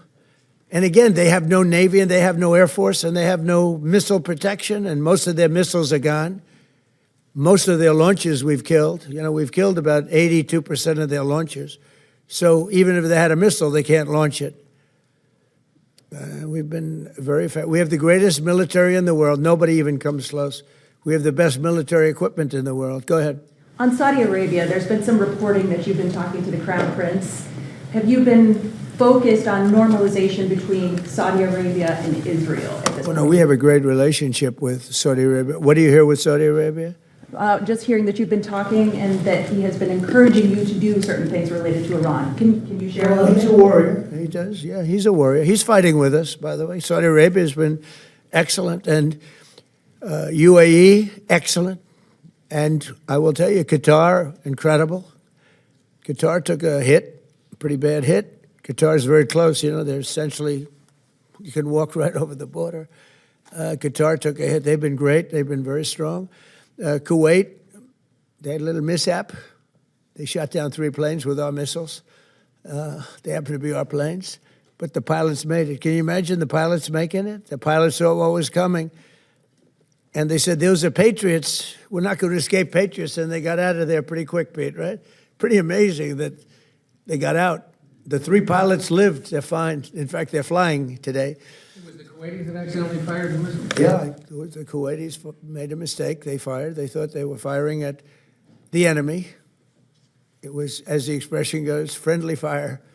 But the pilots are great. They're flying today. Pretty amazing when you think of it. Yeah.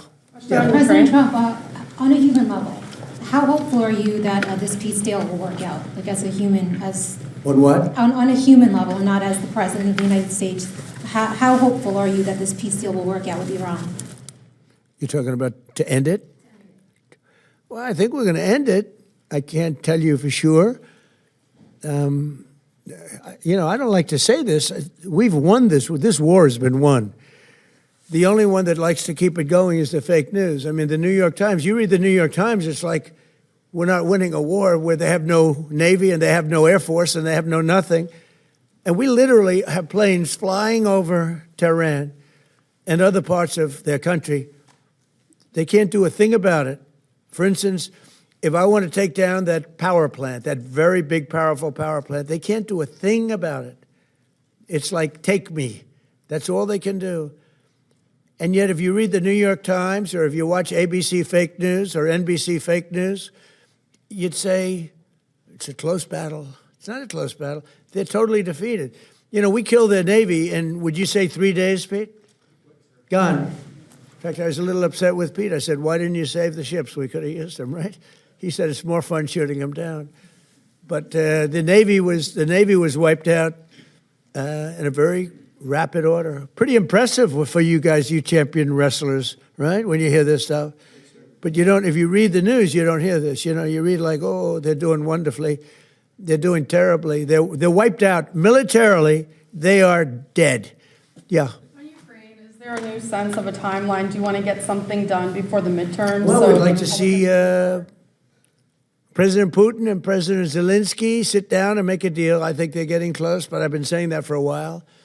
I've settled 8 wars. All of them should have been more difficult than this one. This should have been the easiest one. But these are two people that truly hate each other.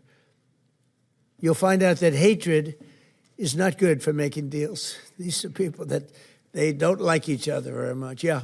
I know you said there's a bunch of people from the administration who are negotiating with Iran. There's been reports that the vice president is leading those negotiations. Is that true? Well, he's involved in them. JD is involved, and Marco's involved, and Jared Kushner's involved, very smart guy, and Steve Witkoff, smart guy, is involved. And I'm involved. I'm involved. Why? I'm going to be so big. Oh, I don't want to talk about it. I'm the president of the United States, Tom, and I'm not going to talk about it. It's beneath me to talk about saving millions of lives, because that's what you're talking about. You're talking about saving millions of lives.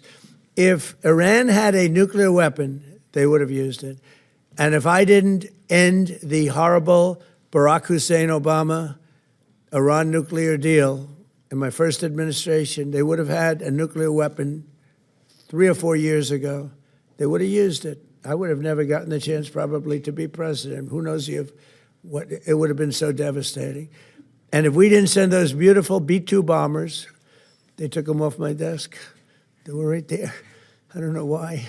But if we didn't have those beautiful, the B-2 hit, which was so we obliterated, despite CNN. CNN said, well, maybe the word obliteration said, no, we obliterated it, just obliterated their nuclear potential. You would have had them having 2 weeks after that attack, had we not made the attack, they would have had a nuclear weapon. They would have absolutely used it. And they would have used it on the entire Middle East, including Israel. And you know why you see that? Because unexpectedly, when this war broke out, unexpectedly, they started sending missiles to UAE, Qatar, Saudi Arabia, Kuwait, Bahrain, and elsewhere. And nobody thought they were going to. Were you equally surprised by that, Pete? Way more than we thought, Mr. President. Pete, do you want to give about a 3-minute statement on how we're doing in this, as I call it, military operation? People don't like me using the word war, but so I won't. But the Democrats call it a war. How about a little statement? I think he's done a very good job. Do we agree he's done a good job, Markwayne? Can we take some of your time? Well, thank you, Mr. President. You're spot on. never in history has a modern military. Iran had a modern military, a modern navy, a modern air force, modern air defenses, leadership, massive bunker. Never has a modern military been so rapidly and historically obliterated, defeated, from day one with overwhelming firepower. The air campaign that we've conducted, that Israel's conducted alongside us, was one for the history books, truly. And it's because we have a president of the United States that when he sends his warfighters out to fight, he unties their hands to actually go out and close with and destroy the enemy as viciously as possible from moment one. And that's why we see ourselves as part of this negotiation as well. We negotiate with bombs. You have a choice as we loiter over the top of Tehran, as the president talked about your future. The president has made it clear that you will not have a nuclear weapon. The War Department agrees. Our job is to ensure that. And so we're keeping our hand on that throttle as long as hard as is necessary to ensure the interests of the United States of America are achieved on that battlefield. This is not Iraq and Afghanistan. This is not a president who's interested in vague end states. He's been very clear with us about what we need to accomplish, creating the conditions for them never to have a nuclear capability, and that's exactly what we're doing in historic fashion. Thank you, Mr. President. Thank you. Appreciate it. Great job. You know, the only two people that were quite disappointed, I don't want to say this, but I have to. I said, Pete and General Raisin Kane, I think this thing's going to be settled very soon. Here they go. Oh, that's too bad. Pete didn't want it to be settled. It's these guys are doing a great job. That's a good attitude, though, Tom, right? They were not interested in settlement. They were interested in just winning this thing. Yeah, please. Mr. President, can you, just taking things locally, hopefully not doing international affairs for a second, do you support the construction of the Second Avenue subway in New York City, and will your administration work That's really far out, correct? You know, the Second Avenue subway has been under construction for, you're a young guy, is longer than you are old, okay? That's been under construction. I haven't heard about the Second Avenue subway in 20 years. What the hell kind of a question is that? I guess they got to get it finished. They spent trillions of dollars practically. No, they spent more money on that than on anything, I think, in the history of our city, in New York City. And it's been under construction for a long time. It's very sad, actually. The only thing maybe worse was Gavin Newsom, the governor of California, his train, I call it his train wreck because it's a wreck. That's been years. It's literally 30 times over budget. Nobody's ever seen anything like it.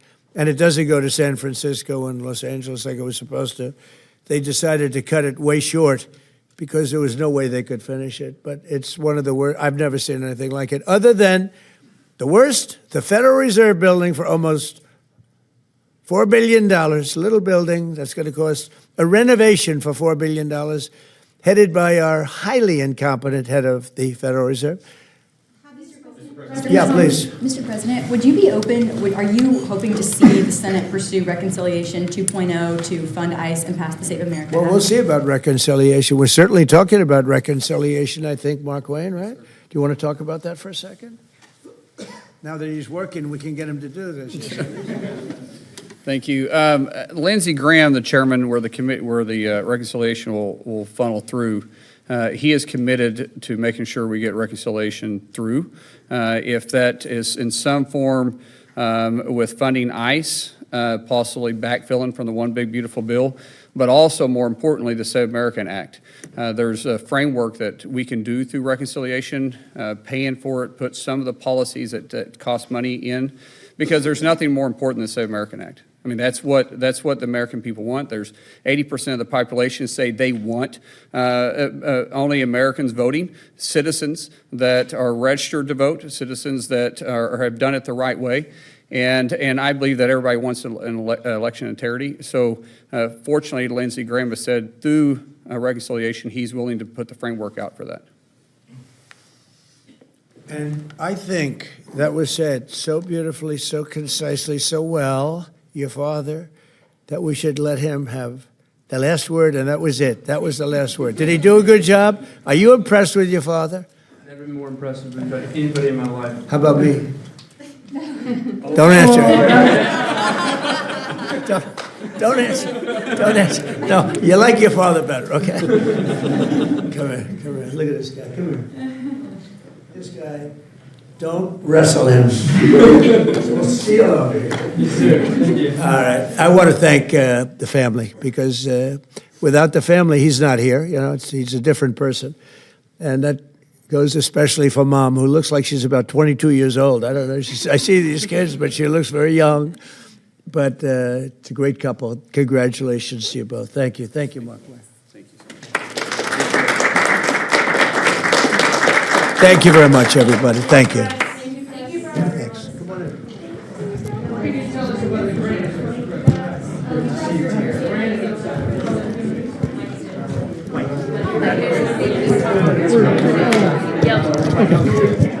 Thank you.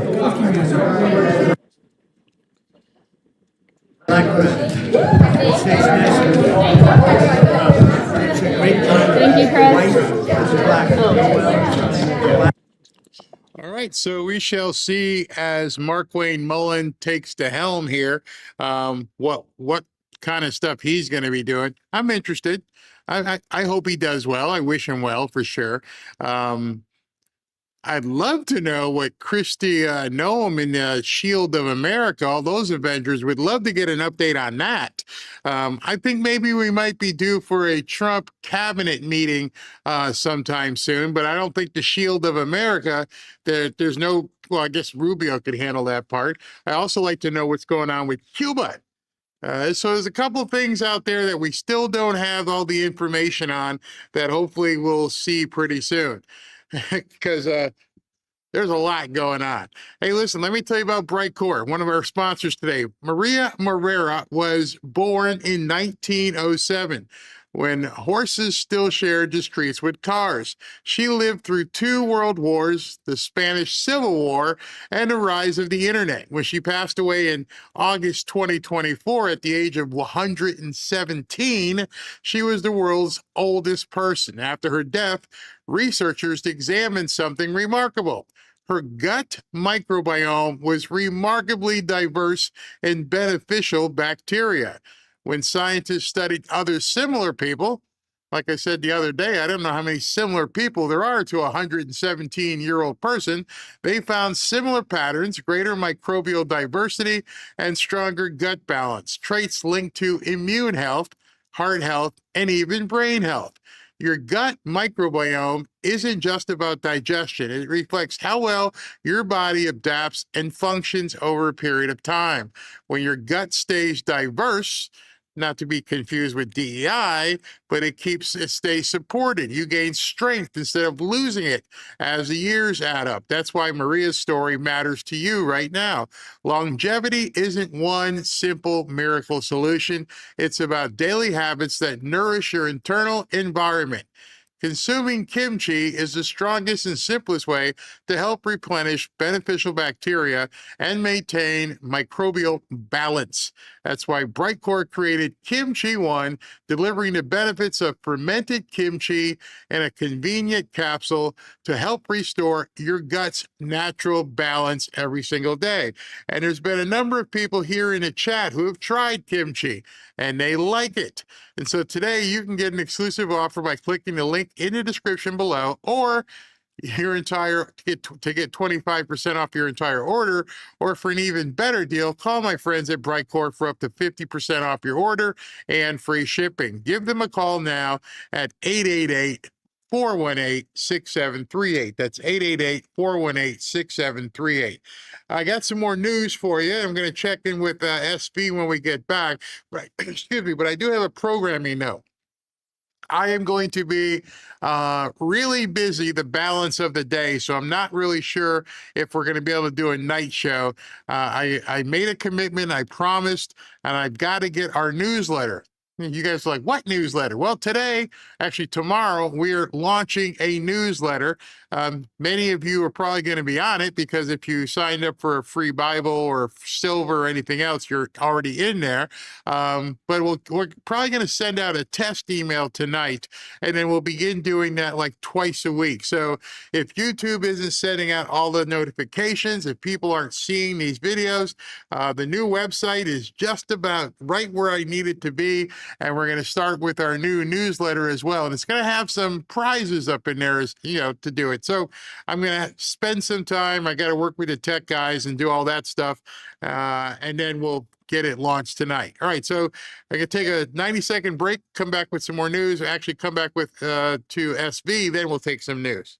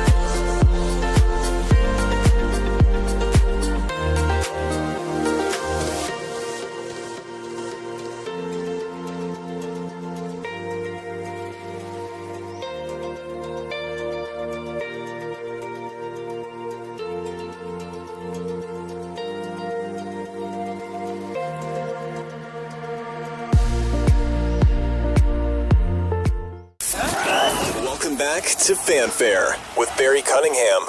All right, SV, before I begin getting into some more stuff, what you got? Okay. Let's take a look at the stock market. It looks like the Dow is up about 45 points, so it's still doing fairly well today. I'm sure it's going to probably bump up after some of these good news. I'm reading that breaking, Iran confirms there has been outreach with the U.S. to end the war. Source is the CNN. So it looks like there is some negotiating behind the. Wait. What was your source? Well, yeah, I know. I was gonna give a disclaimer on that, but the thing is, there's other stories too. They're saying that Vance is going to be part of it too. So I think there's some validity to it. I mean, I wouldn't put everything on CNN, but I'm seeing a lot of scuttlebutt talking about that they have been reaching out because basically they're getting, well, I just saw from Eric, Hexet says that we negotiate with bombs. You have a choice as we loiter over the top of Tehran about your future. This is not Iraq and Afghanistan. I mean, at some point they're going to have to come to the table, right? And they're going to have to negotiate. So that's what I'm thinking. And it's funny. I saw a clip this morning, and it just made me shake my head that John Brennan says he believes Iran more than he believes Trump. I mean, these people are making no bones about the fact that they're traitors at this point. It's like why bother having a left? Let's just call you guys a different country. If you have that much, if you got that much allegiance to another country, then why bother staying here? I just don't get it. Like we've heard, like Trump said, how can these people have any votes? It doesn't make any sense. I want to deport all of them, everybody. I mean, imagine if we got rid of all the lib nuts. Our country would be so peaceful. Namaste, USA. Yeah, you better put big walls around, their different states. You guys get that. You get everything north of like Virginia. We have Virginia. Well, I don't know. Your people in Virginia seem kind of wacky. For those of you who don't know, get me started. SV's up in Virginia, and somehow they got Cruella DeVille as the governor. I'll get you and your little dog, too. Oh, my God. I saw the video of her talking about the NCAA tournament, and she just, it's so cringe. Everything about her is cringe. Her movements. She's like Newscomb with all the weird movements and stuff. Very, very odd. It's funny almost you like mention he's it because possessed. you have to wonder if that's some sort of side note between or commonality, because they have these weird movements like they're just not real people almost. It's crazy. Yeah, yeah. Absolutely crazy. All right, so Well, let me. anyway, it sounds good on your newsletter. I'll let you get back to that. So if you don't have a show, we'll catch you tomorrow. Let me just see. I'm going to hit a button here because I don't know if it's if it's formatted, so you might get blinked out. Let me just see something. Yeah, you're not there. But anyway, that's the article that SB was talking about. Hold on, what's that? Number 34. So number 34, I have to fix so that your face is in it. But I'll remember it. I'll write that down so that way when I hit that button, you and I can be talking, and the actual post will be right there. All right, so I'll get that fixed. All right, so let me get on with the news. But I do want to point out, this is an empty line right now. We are standing in the middle where travelers come to check in for TSA. Yesterday, this was all the way back to the garage. So good news today, lines aren't too bad. All right, you're going to see the rest of her report, but I wanted to stop it right there. Now, you've seen it in Atlanta, and now you're seeing it in Philadelphia. There's a commonality between both of those areas obviously being blue areas. Is it making sense now that this entire thing may have been choreographed? Just another movie that we're watching? That all of this was done on purpose to either hurt Americans or even stop travel of Americans? That's what it's starting to seem like to me. I'm not sure. I can't be positive. But how did it change literally overnight? Hey, good morning, Matt. Good news if you are traveling here this morning. Right now in Terminal A East, lines aren't that bad, but as you mentioned, ICE agents, they have arrived here at PHL. For the most part, we've been seeing them hanging back. However, they have been also assisting travelers as need be. I do want to point out that the agents aren't wearing masks. President Trump says while he is okay with ICE agents wearing masks during immigration enforcement raids, he does not want them doing so at the airports. Now, as long lines and delays continue due to the partial government shutdown, union reps with TSA says each day is getting worse. They have been. That, my friends, is what I think this is all about. I think these union reps, who are sometimes controlled by Democrats, were told, tell your people to call out. Can't prove it. None of us are going to be able to prove it, but none of this makes sense how it just changed like that. Nobody can explain why there's 38% in Philadelphia, 36% in Atlanta, and then the national average is only 10%. How did that complete? It just doesn't make sense. Are there worse union people worse TSA people in Atlanta versus other areas? How are the other people living? They're not getting paid either. So why all of a sudden is it just in certain areas that are getting such a big call out?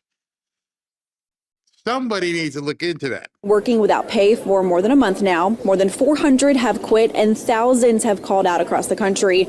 Many in order to work second jobs or because they cannot afford necessities like travel or childcare while getting unpaid. In response to this, President Trump has sent hundreds of ICE agents to 14 airports. Philadelphia is one of them. The difference is that ICE agents will be paid due to money from the so-called One Big Beautiful Bill Act. And this is despite the funding fight in Washington revolving over how ICE operates. I think it's disappointing that we're paying for ICE agents to stand next to a door when we're not paying for TSA agents to pay their rent. They're here for a reason. You know, they're here to probably keep people safe and everything. I mean, I don't know if standing around in circles really doing much, but I mean, that's on them. You know what I mean? What have they been doing? Standing around. Doesn't seem doing a whole lot of anything. They've been very friendly and they've greeted us at each time we've been at a different stop. I think it's totally unnecessary. It's my opinion. You know, I don't know. I just think it kind of makes you a little nervous just seeing them around. Yeah. Oh, does it, honey? You're feeling weird because you see some guys in some uniforms, maybe some camo outfits. If it's feeling weird, but you're getting on your plane safely, quicker, but you feel weird, huh? How weird will you feel if you got to wait another hour or two versus, getting on your plane and going wherever it is that you want to go? You can move freely about the country. Much easier at this point. But you're feeling weird. You're feeling weird, honey. Once again, ICE agents have arrived here in Philadelphia, but I do want to point out, this is an empty line right now. We are standing in the middle where travelers come to check in for TSA. Yesterday. So I guess they're doing something. That is the stupidest report I've ever seen. Yeah, I don't know what they're doing here. They're not really doing nothing. They're standing around. By the way, I'm standing here in an empty airport. Yesterday, the line was out the garage. Did it not think to you, honey? What are they doing? How did this happen? Did it not dawn on the people standing in line? Hey, there's no line today. I don't see them doing nothing. Maybe that's it. Maybe the presence was enough to make you not speed on the highway. If you saw the cop with the speed gun, you slow down. Maybe what was wrong wasn't what you could see. Maybe there were people in line who weren't supposed to be in line.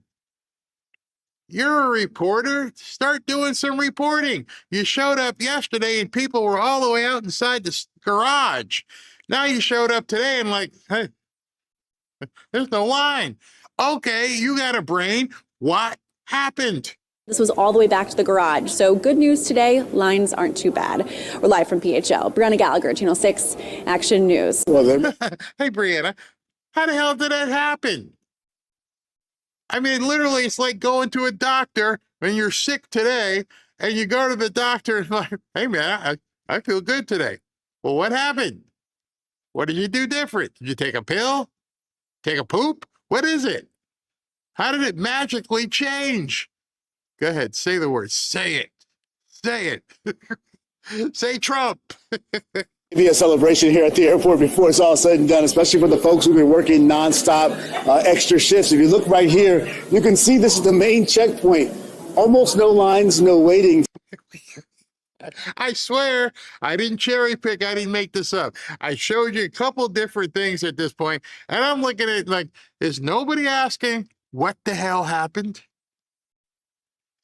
Are we not understanding? Are the people on the news not even questioning the complete, utter change, contrast, as I say?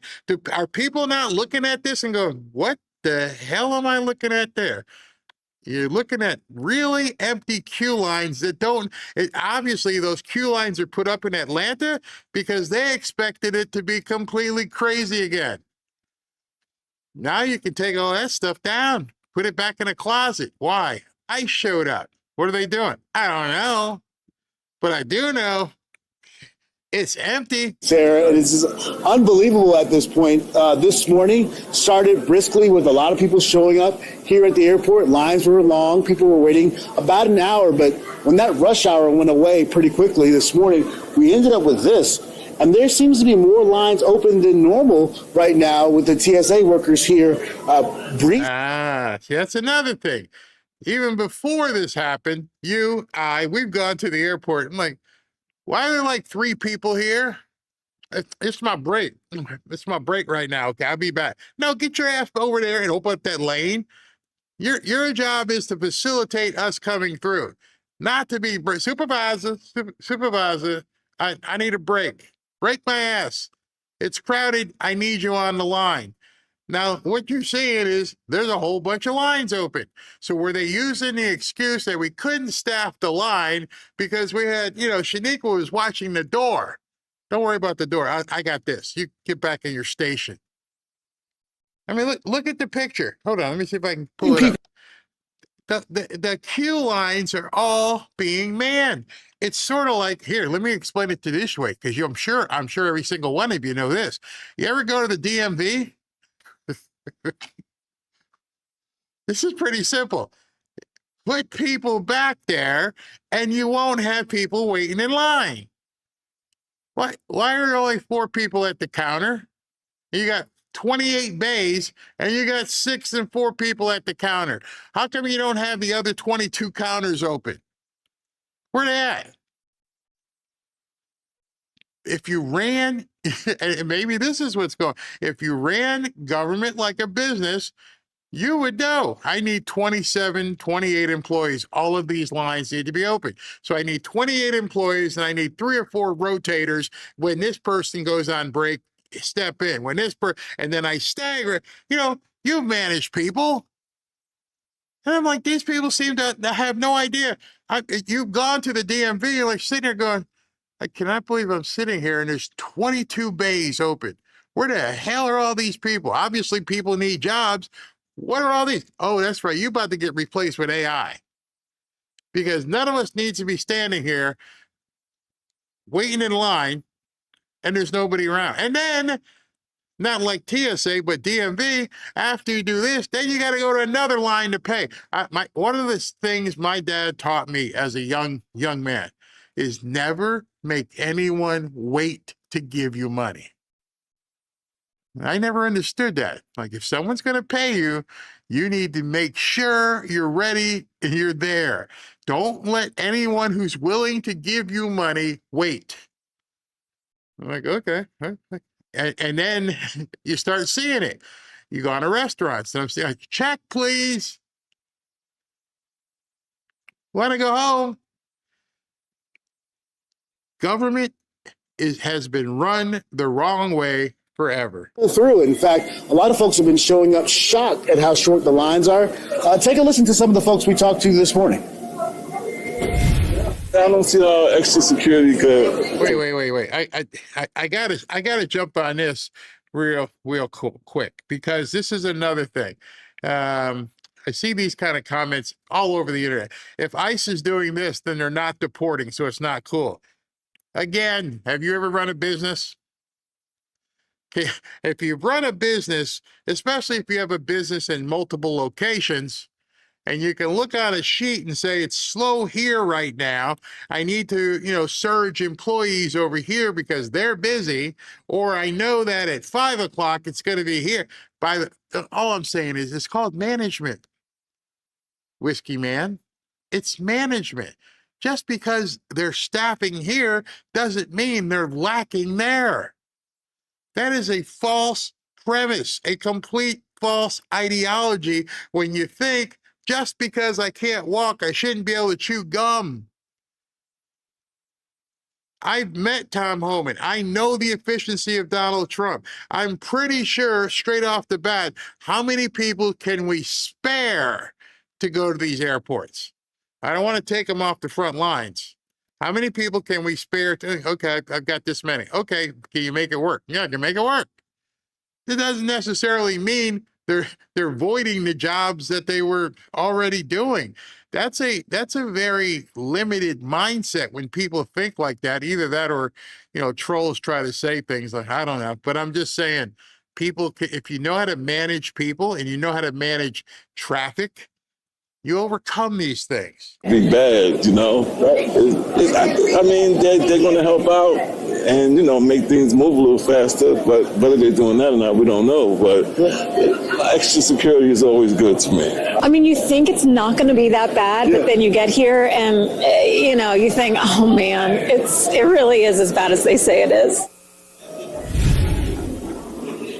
So there's a bit of a mix here. So when people were showing up and going right into the TSA pre-check line, a lot of them weren't even checking the main checkpoint line. That line has been open and moving pretty quickly. Some folks just get so used to going to the line they go to, they didn't even check to see what that's like. We've also seen... So in other words, the lady you were talking to is stupid. That's what you just said. You see there's open lines over here, right? Wow. ICE agents moving through today. A lot of folks are saying they're very pleasant. Look, they're not wearing masks. In fact, on this line right here, you can see 2 of them standing behind the TSA agents. I'm not sure we can get a complete focus on that, but just wanted to show you that they've been walking around the perimeter. Atlanta police have also been added to this equation in terms of showing up extra patrols. But the story right now, Sarah, quite honestly, is the fact that the lines have disappeared. We haven't seen this like in a week. So this is good news. If you have a flight to catch, you should know that you can finally maybe take a deep breath. At one point, this line stretched all the way down the hallway. This one is gone as well. So I guess we'll just give a thumbs up and smile a little bit, Sarah, and take a break. Yes, Stuart. No, don't smile. Explain to people what happened. Every single one of these reporters should have said to the home office or headquarters, whatever, it worked. Don't know why. Don't know what they did, but it worked. Can you not give the Trump administration even that much? See, nobody knows what happened. I can't tell you what happened. I'm not there. You're not there. But if the videos with multiple channels are showing us, hey, something cleared all this out, you would think somebody at this point would want to do a story and go, how did it happen? Call Tom Holman, call somebody. What did you guys do different? Because something is very different in 24 hours. That's not really possible. It is exponentially different here today than it was this time yesterday, over the weekend. As you can see, there is a very short line right now, and it's unclear if that's because ICE is now assisting TSA or if it's just a slower travel day. But regardless, a remarkable change from the hours-long waits we've been seeing with lines stretching all the way around baggage claims. So I want to give our viewers some perspective. All right, so now this is the third. I could have clipped 10 of these where the reporters are doing, purview shots and they can't understand it. Well, I'm not a reporter. I'm not a journalist. But I'm smart enough to say, well, then the question begs. I mean, seriously, begs you to think, how did it happen? What did you do? And I haven't seen anybody anywhere asking the question. To me, that's a big question. What the heck happened in 24 hours? Am I belaboring the point? Only because I just want to lead up to something I think I kind of told you. I think this was intentional. I think this was choreographed, and I think it was intentional by the Democrats to make people hurt and make Trump look bad. And then when they found out ICE was coming today, and they went to the airports, they had to call the union reps. They had to tell them to get these people back out there because they didn't want to see once the ICE people started investigating. Because I'm sure they were calling back to headquarters and Tom Homan, hey, what are you seeing? Oh, it's moving pretty soon. Well, what was wrong? I don't know. We got here. Now it's working. And so at that point, I'm sure President Trump is looking into this, or somebody, Sean Duffy, and like, was this fake? Was the entire, because you can't have this much of a change. Look at this. To the left of your screen is what the baggage claim area looks like this morning. No lines at all in that part of the airport after a very... How? We're not talking a gradual, make sure you guys understand, this wasn't like today and then next Monday. No, it was today and then boom, it's gone. And nobody anywhere is asking what the hell's going on. I'm getting more and more convinced that this was all fake to begin with. There's still a busy early hours in the morning, and to the right of your screen is baggage claim around the same time yesterday morning. It was packed. People had to weave their way through baggage claim before even getting close to the TSA checkpoint, people waiting 2-3 hours. And this all comes as Congress has been failing to come to an agreement to fund DHS for more than a month, and TSA workers still not getting paid. Many are quitting, thousands calling out. But regardless, it's Congress members who typically don't have to go through regular TSA. They get specialty service. They skip the line. So they don't even have to deal with this mess, even though they are the people controlling all of this. But Stuart, as of today, Delta Airline confirms that it is temporarily suspending those specialty services for Congress members. So until... Hold on. So I didn't even know this until 3 days ago when somebody took a video of Nancy Mace and of Debbie Wasserman Schultz. So when congressional people show up at the airport, they get specifically escorted past the lines straight up front. They never have to stand in line. I was like, what the hell? I didn't know that. And so today, Delta said, no more. You're causing this stuff. You guys caused this. You will have to stand in line with everybody else. Maybe that's what it was. Hey, Ixnay, we got to fix this. They're making us stand in line. How dare they? How dare they treat us like these plebes. And so what the same day that Delta says, you got to stand in line, now all of a sudden the lines are, everything seems to be fine. Everything I keep hearing about this sounds like it's fake. DHS is fully funded. They will be treated like any other passenger if they're flying Delta. Back to you. Every other passenger that's that's flying Delta, as well they should. Why should they have special privileges? You want a first class ticket? Buy a first class ticket. You want to fly private? Fly private. You're going to fly commercial? You're just like everybody else. Stand in line. You're not that important. Most people wouldn't even recognize you. Most of the Democrats would probably run if anybody had walked up to them anyway. Get a private jet if that matters that much to you. Absolutely. It's insane, people. I don't even know why they gets me all riled up with this kind of stuff. Something is going on, and I really think at this point it's all fake. Hey, let me tell you about Chapter. Chapter's been one of our partners here for quite some time. You know, Medicare is confusing. As someone who turned 65, I can completely confirm this. Keeping track of enrollment periods, understanding all your options, and making sure you're on the right plan takes too much time and energy. And between Medicare scams, corrupt agents, and bloated insurance companies, it's easy to make mistakes that can cost you thousands of dollars. That's why I'm happy I work with Chapter. They're actually honest and the only Medicare advisor that looks at every plan nationwide, and they can save you up to $1,100 per year on average. People are relieved when they talk to Chapter, and they can find out what exactly they can save and how quickly these guys work.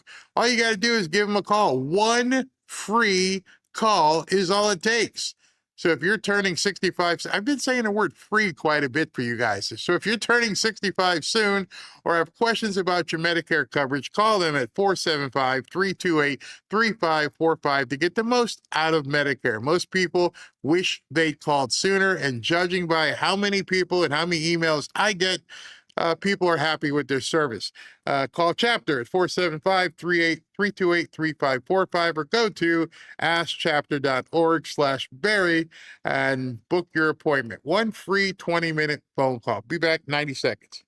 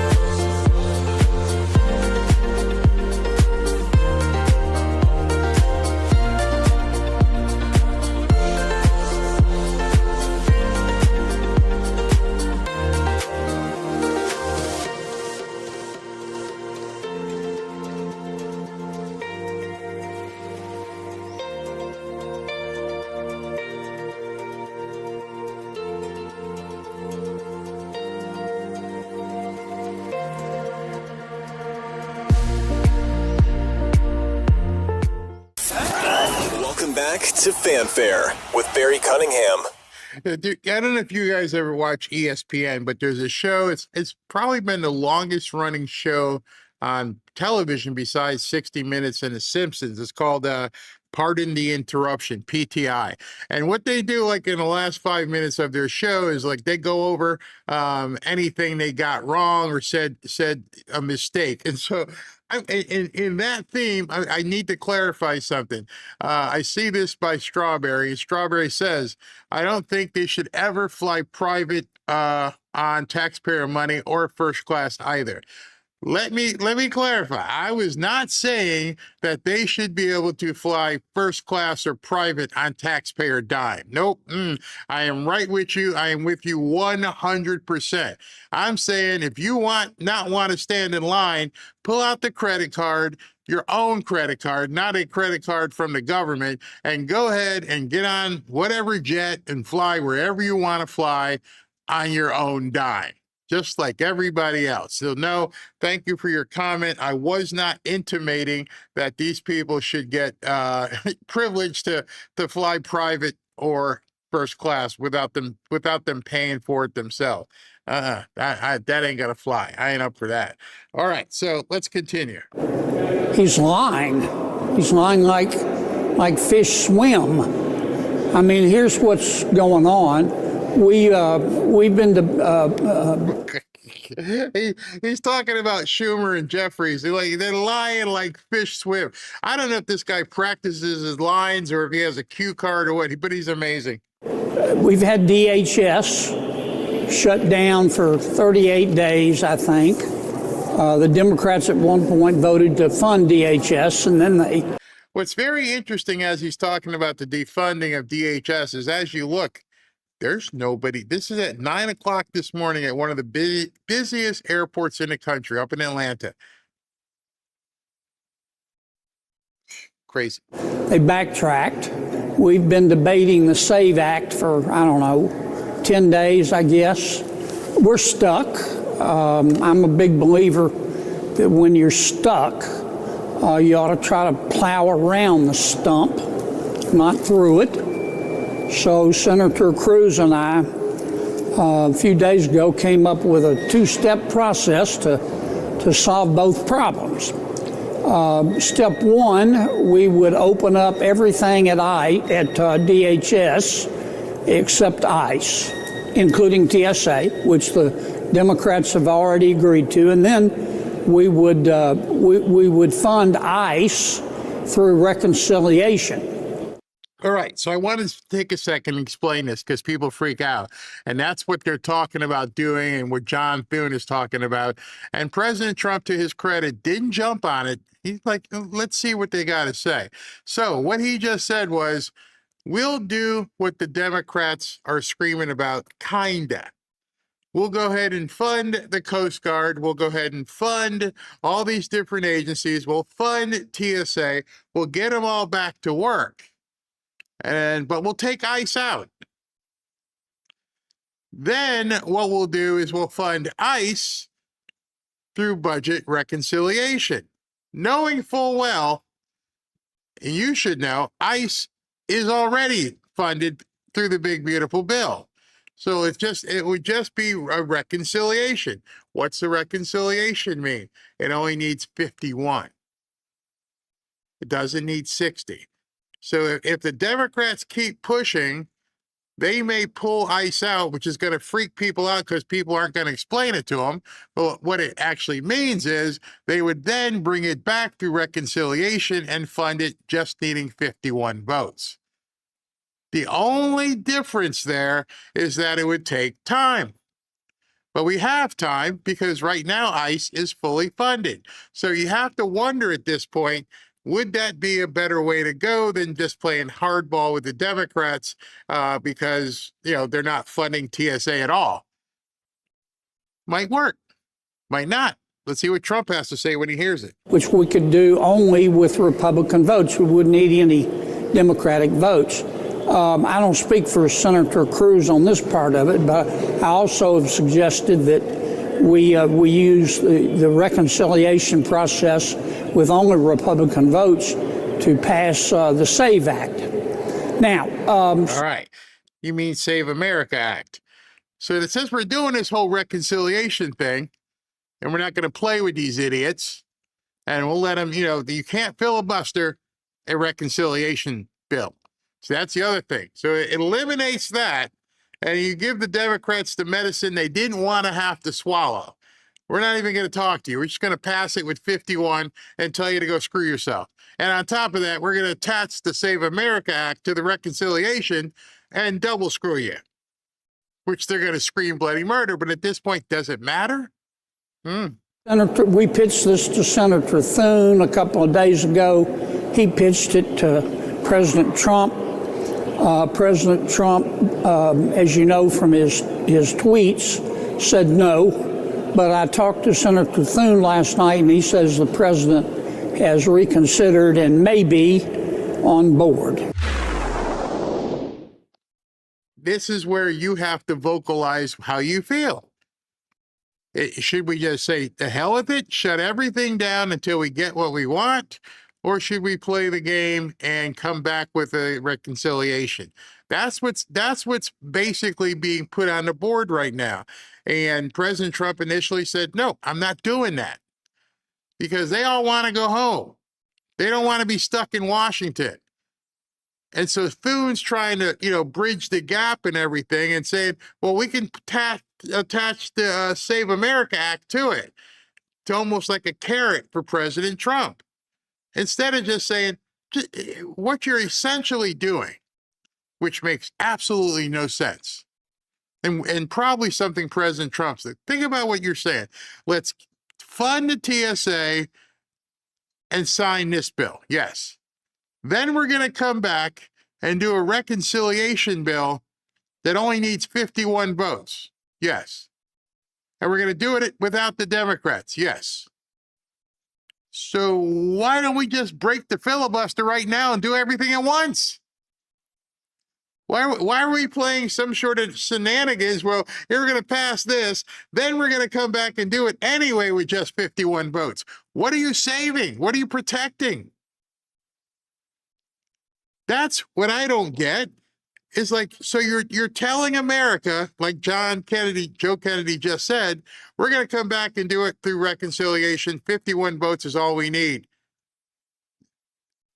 Why wait? If that's what you plan on doing anyway, slam the door on these people. Kill the filibuster. That you won't need it moving forward. They will never be relevant ever again, especially what's also coming up in the next couple months. The SAVE Act is a massive voter suppression bill that would make it very difficult for millions of Americans, especially women who have changed their name on their birth certificate no longer matches the name on their real ID or driver's license. It would cause chaos to voting and really shrink the voting rolls 5 or 10%, given the effect it would have. What are you? Fucking stupid, huh? The voting roll. 10%. 10% of the voting public would be suppressed if the Save America Act would be put in. 10%. That means there'd only be, 75 million for Trump. And you're telling me there's going to be tens of millions. 20 million if you put both parties together. You're going to say 20 to 30 million, 10%. 10% of the voting population won't be able to vote because of the Save America Act. How about this? If you can't get a birth certificate in the next 8 months, maybe you shouldn't be voting. Maybe you have precluded yourself from being a functioning member of society. Because if you can't figure out how to get a birth certificate in 8 months, how the hell are you going to find your way to the polling place? Oh, that's right. We're going to just mail it in. Not so fast. Not so fast. What happens if you can't mail it in? Now these people, I can't believe they're all going to be suppressed. They have to go to the polling place. There's 5 to 10% of everybody's going to be suppressed because they can't mail it in. There is going to be no end with these people. Cut it. Do whatever you need to do. Let them whine, let them cry, let them riot, let them burn wherever they want to burn. It's not going to change. They're just going to make stuff up. Remember last week, ICE is going to kill people in airports? Oh, yeah. They're just making stuff up. And now you're telling me 10% of people, of the voters, won't be able to vote because they can't get an ID. And then you got to, listen to him again. 5 or 10%, given the effect it would have.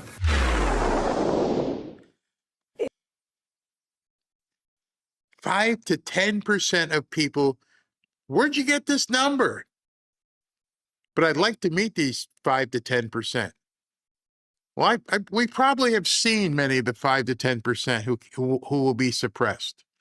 They probably live under bridges. They probably, I don't know, escape mental patients, probably newcomers, probably dead. That's that 5 to 10% that won't be able to vote. Everybody else with a heartbeat and a brain, I'm like, yeah, I can get an ID. Yeah, It's pretty simple.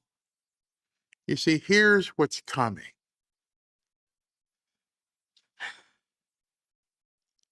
I'm going to go out on a limb here and give you a prediction. Just like you saw with the TSA, and it just went crazy, and you're going to die if you go to the airport and all this kind of stuff.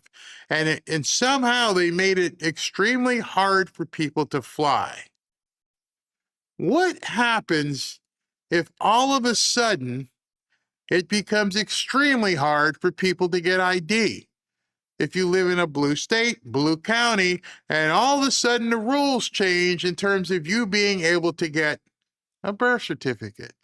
You're going to have to, call, set an appointment, come in, bring stuff in triplicate. We're going to book you. We're so booked up right now because Shaniqua, she's got to go on break. And she's got to eat her chicken. And so we can only take in 2 people a week. So we're going to book you. Your appointment's going to be in November. Yes, I'm exaggerating, but only to a small point. I think they're going to make it hard for people to get the documents, and that's what they're setting up right now. They're setting it up to let you know these people are not, it's going to be awful. You won't even understand. Wait till you see the lines at the health department. Wait till you see how long it takes for people to get ID. And then, a month or 2 from now, if this thing passes, you wait until you see people lined up around the block trying to get an ID. I mailed it in, but they said they lost it the first couple times. And so I decided to come in person. And now they told me I got to take a number and I got to stand out here in the hot sun because it's going to be, April, May, and June so that I can get a birth certificate. I'm calling it right now. I just watched what they did with TSA. You watch how hard it becomes to get a birth certificate, because this is how these people work, and so they can blame it on Trump. See, if Trump didn't make you have to get a birth certificate, you wouldn't have to be standing out here in the hot sun. It's hot out here. Oh, yeah. Count on it. Right now, call your local health department, see how long it takes for you to get a birth certificate if you show up in person, or how long does it take if you do it online. And then watch as it slowly changes, how they change your ability to get one, because that's what they're setting up. They have to make it hard, because otherwise it won't make any sense. Get it? TSA is going to hurt people by making it hard to fly. We are going to make it hard for you to get an ID. It's caused chaos now, and a lot of people feel uncertainty and a lack of confidence in the outcome of our elections, because you see the results flip. You see certain numbers on election day, and then in some states, like California, they can keep receiving these ballots for weeks after the election. And 8 states don't even require a postmark. And the Postal Service also tells us these days they don't postmark all the mail. Harmeet, just really quick, you said some states don't require a postmark? I didn't even know that. 8 states. 8 states don't require a postmark, and the Postal Service itself says they no longer bother to postmark all the mail. So how do we know that these ballots were duly cast? And secondly, the rest of the world we condemn for being not as efficient and as committed to Republican or democracy form of government as we are. The rest of the world has election results on election day itself. Even countries that we consider to be not very civilized do that. We're one of those places where we're, I think, ignoring federal law. So the statutes in question before the court go back to 1845, and there was a vigorous discussion about the history of the Civil War when there were certain unusual procedures put into place to allow proxy voting and battlefield voting and all of that. And we can always have exceptions to our laws, of course. So, for example, there's a federal statute that specifically covers overseas voters, and that's one of the statutes that I administer here. It's called UOCAVA. So where the federal government creates certain special rules, that is not an issue. But where states are making up rules that make it looser and looser and looser, and we don't have an election day anymore, that's the problem. Voter ID is part of Homeland Security. Think of it. We're talking about two separate items, but they're really the same. Voter ID is part of Homeland Security. And citizenship, proof of citizenship, is part of Homeland Security. So if I'm a Democrat nut, and I'm Pritzker, and I'm Newscomb, and I'm Corella DeVille in Virginia, and I'm Mondami in New York, or Kathy Hochul, or the nut in Connecticut. What's the easiest way to show that this thing that President Trump is trying to do is going to infringe upon so many people, make it impossible for people to get ID? It's coming. Count on it. Because every single one of us, when we hear them say this stuff, we all look kind of crazy and go, wait, what are you talking about? I can get an ID anywhere. I just got to go get my birth certificate. It's so insane. Every single thinking person goes, I've never had a problem getting ID. The dog ate mine. I got to get another one. Got to go stand in line. There's never been a problem. But you can hear how they're complaining. Oh, it's going to disenfranchise. They're coming this way. I.e., if you need one, get it. I have little to no doubt in my mind that's their next plan. There's nothing that they have. Like I've said, the Democrats have nothing. And so they only can look at things from a nefarious perspective. How can we screw things up? How can we make things so flipping bad that what the Republicans want can't work? All they're interested in, as I told you yesterday, was making it so that you can't get the lug nut off of the tire. They're not trying to help you get the lug nut. They're not trying to give you some sort of spray that helps it come off easier. They're trying to make sure that you can't change the broken tire. The broken tire, the flat tire, benefits them and their idiot constituency. So everybody trying to fix something, like, wait a second, okay, how can we make sure they can't fix this? And I know it sounds far-fetched, but when you think it from their perspective, you put that hat on as a Democrat, you're like, oh, that's all you want to do is mess things up. Stop Trump. Stop the conservatism. Stop these people from doing stuff that messes up your political ideology. When you look at it from that perspective, you start looking at things differently and realize I need to make moves now because they're going to do this. When you see the panicans, when you see the black pillars and the doomers saying this thing and that thing, understand I saw something happen yesterday that really told me, get it together. Whatever you're planning, get it together now. Everybody knows how the conservative talk show people are all bitching at each other, right? Nope, don't say right. Everybody knows how all the talk show people are yelling around at each other. You've seen it. Yesterday, I saw the same strategy being deployed in sports talk radio. And it was so apparent because I'm knee deep in politics that when I saw the same strategy on talk radio and on Twitter in sports, it just jumped off the page at me. I'm like, now they're doing it here. Instead of saying, hey, the score is 25-12 and this person won, now they're starting to call out other people who are announcing and reporting on sports. And I'm thinking to myself, this is too familiar. The chaos, the helter-skelter is what they count on. And I'm watching Stephen A. Smith and Jason Whitlock and Emmanuel Acho. All these guys are starting to fight and air dirty laundry. Cam Newton. I'm like, wait a second. I thought you guys were talking about balls and strikes and touchdowns and points. What the hell's going on now? Until you recognize it and go, it's the exact same playbook. And I don't know if these people knew what they were doing or they got caught up in it. But I'm waiting for the next shoe to drop, and that'll be in business. And if we start seeing people point fingers and using that same kind of strategy and start screaming at each other, these people are nefarious. They will do whatever they need to do to sow chaos. Let's bring some sanity back into this. I asked you guys the other day if you wanted me to cover CPAC. And I looked at who the speakers were, and I looked at who some of the speakers aren't. And I'm like, I'm not going to be spending 36 hours covering CPAC, but I'll grab some of the people that you may have some interest in. But as of today, President Trump isn't going to be there. It may change. Somebody may talk to him. They're like, okay, I'll go. We don't know. As of right now, neither the White House nor the people at CPAC are saying he's definitely out. There's a rumor that he's definitely out, but there's been no confirmation that he's definitely out. The only confirmation is that he's not on the schedule yet.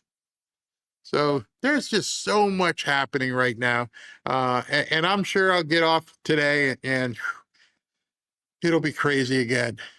But like I said, I'm gonna be. I got to get a bunch of stuff with the newsletter and stuff done the rest of the day because I promised everybody I would have it done today. So I got to do that. Let's see here. As soon as I could after my boys were born, I got their birth certificates. They have had them ever since. Yep, there you go. Let's see here. You can also request and pay express to receive it quickly. Yep. These are everything that's available right now. Watch it. Well, you may, depending on where you live, watch how things change. They have to slow. If you look at it from their perspective, I got to slow this down. Even if they go ahead and say that they're going to go ahead and do the Save America Act, now I got to figure out how do I beat it? And I'm sure Mark Elias and all these Norm Eisen, I'm sure they're already trying to figure out a way how they can throw it up. All right, everybody. Hey, I called my state representative and had a birth certificate in 6 days. Yep, it's easy. It's very, very easy. All right, so wow, I can't believe S feature. Let me do one more check with him before we go. Hey, man, got anything? Of course I have something. The news never stops, especially with the libnuts. Breaking, the U.S. Senate just confirmed President Trump's anti-fraud Assistant Attorney General, McDonald, 52-47. He's now officially prepared to barnstorm America under fraud czar J.D. Vance and crank up the fraud prosecutions. Deport the foreign pirates. See ya, pirates. Wow. Now you got to wonder, though, how are the judges going to be? You know, when he brings a case, are they going to try and stop it there? You know, the one thing that nobody on Fox, nobody anywhere is covering, and it seems to be so secretive, is we still don't know what these grand juries are doing down here in Florida. I don't want anybody to forget that, because those grand juries are still pending and taking subpoenas and everything else. Who knows what they're after? Things are cooking. I mean, I'm sure it's going to boil over and we'll see something soon. I mean, I can't believe in just a matter of 30 minutes, all the news that's popping up. Hold on. I got to show you something. All right. What you got? All right. Look at that pretty hat. All right. Am I going to get one of those? It's on the way. Yes. You and a bunch of other people. You and a bunch of other people who you remember. I am so far behind. During the national championship game, I gave out a bunch, and Ashley's like, "You gonna send them?" And I'm like, "I just don't have any time, so I'm gonna have to slow down on the show so I can catch up on all the other stuff, because Robin does the Bibles and she gets out probably I could say probably, I'm looking at her station over there. She probably gets out 75 to 100 Bibles a week. And Wow. I've had all these hats sitting here. Hold on, let me see if I can move over so people understand. I have so many hats. They're all sitting here. I just got to Oh put them my in, goodness. I just got to put them in boxes and stuff. And so I got to get That's them out. awesome. That's so awesome. I look Yeah. forward to getting and wearing it. Be part of the brand. They're all stacked over here. So I got to get those out. And then, a big surprise is that I'm going to go away from the green screeny type background, and we're going to be doing something. Here, let me show you guys. Let me give you a little behind the scenes look here. What How we're about a going to. Midas cam? I Well, think the viewers would he's love not to. here. He's at the other house. But where's my background? Okay, hold on. I want to show you, give you guys a little bit of an insight. So this is the room where I'm actually sitting. That's not a green screen. This is the actual room. It looks like a border wall. That is, well, it's sound baffled, so it doesn't bounce around and everything. And so we're probably, it looks like what we're going to do is take that wall and turn it into a giant like LED where I can put up videos and all kinds of things. And I can say, hey, see this right here? And it can have things play. So I'm probably going to do away from the effect. And well, not probably. We are going away from the effect. And so you won't be seeing this probably for another week or so until we get the thing installed and they start drilling and everything else. But a lot of different changes. So I'm going to get the hat. I'm going to get the hats. I'm going to get the newsletter, get everything done. So I'm going to catch up. I have to, and it's a perfect time with Ashley coming down with the kids next week. I'll probably just be doing one show here or there because, spend time with the family, which gives us time to ship stuff out. Thanks, SV. All right. I'll see you tomorrow. All right. Have a good night. All right, everybody. Let me do super chats real quick. We got all kinds of, okay, what's this? Let me fix this so I can show you this thing here.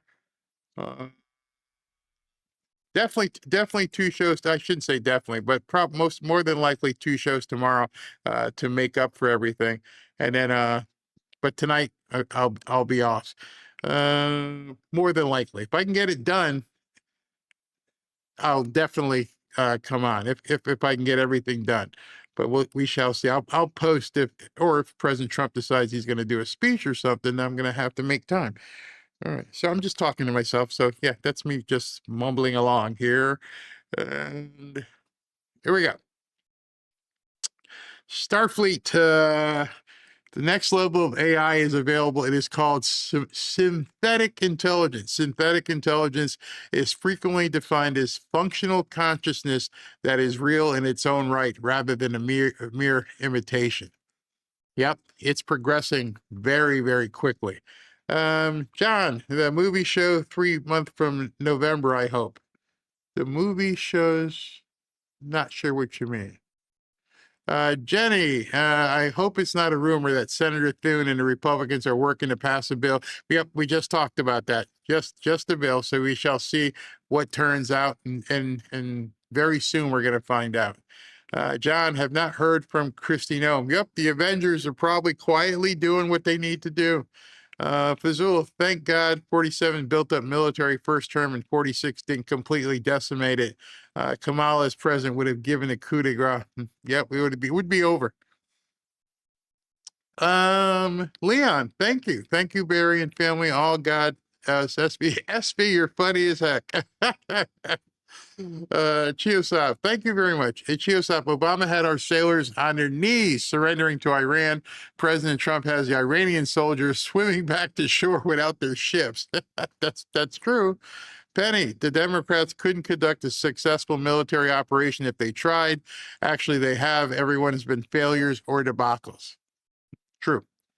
Nicholas, best source for real news, Barry. Thank you. Thank you very much. I'll say thank you for SV as well. Penny, I only brought up Democrats' military operation because of their criticism of President Trump's constantly. You think back and see when's the last time you've seen a a successful Democrat-run military operation? Where are we? Yep.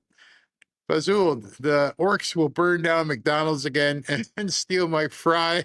My fries will be cold. John, if they try to slow up docs, they do themselves. Mm-hmm. James, birth certificates are in county courthouse. Yep. Mine was actually in the city up north in Connecticut where I was born. The city maintained the birth records, not the county. The county records are pretty much, I think, a southern thing. Up there where I came from, each like city has their own. I don't even know what county I lived in. Jim, if you're a Dem, send me 55 and I'll send you a birth certificate. It may not be real, but I'll send you one. Yeah, it shouldn't matter. Captain Danny Barry, I would glad drive to Boca for a hat. Like I said, things are going to change through the website and everything else, so you'll be able to get one. And this one is down below. Barry, thanks to you, one of my stocks did over 500% starting Monday. Wow, Lupe. Wow, that's amazing. Absolutely amazing. 500%? Dang, that's good. That's you sure you're not doing some insider trading there or something? All right, guys, I got work to do tonight. I doubt I'll be on, but I'll let you know.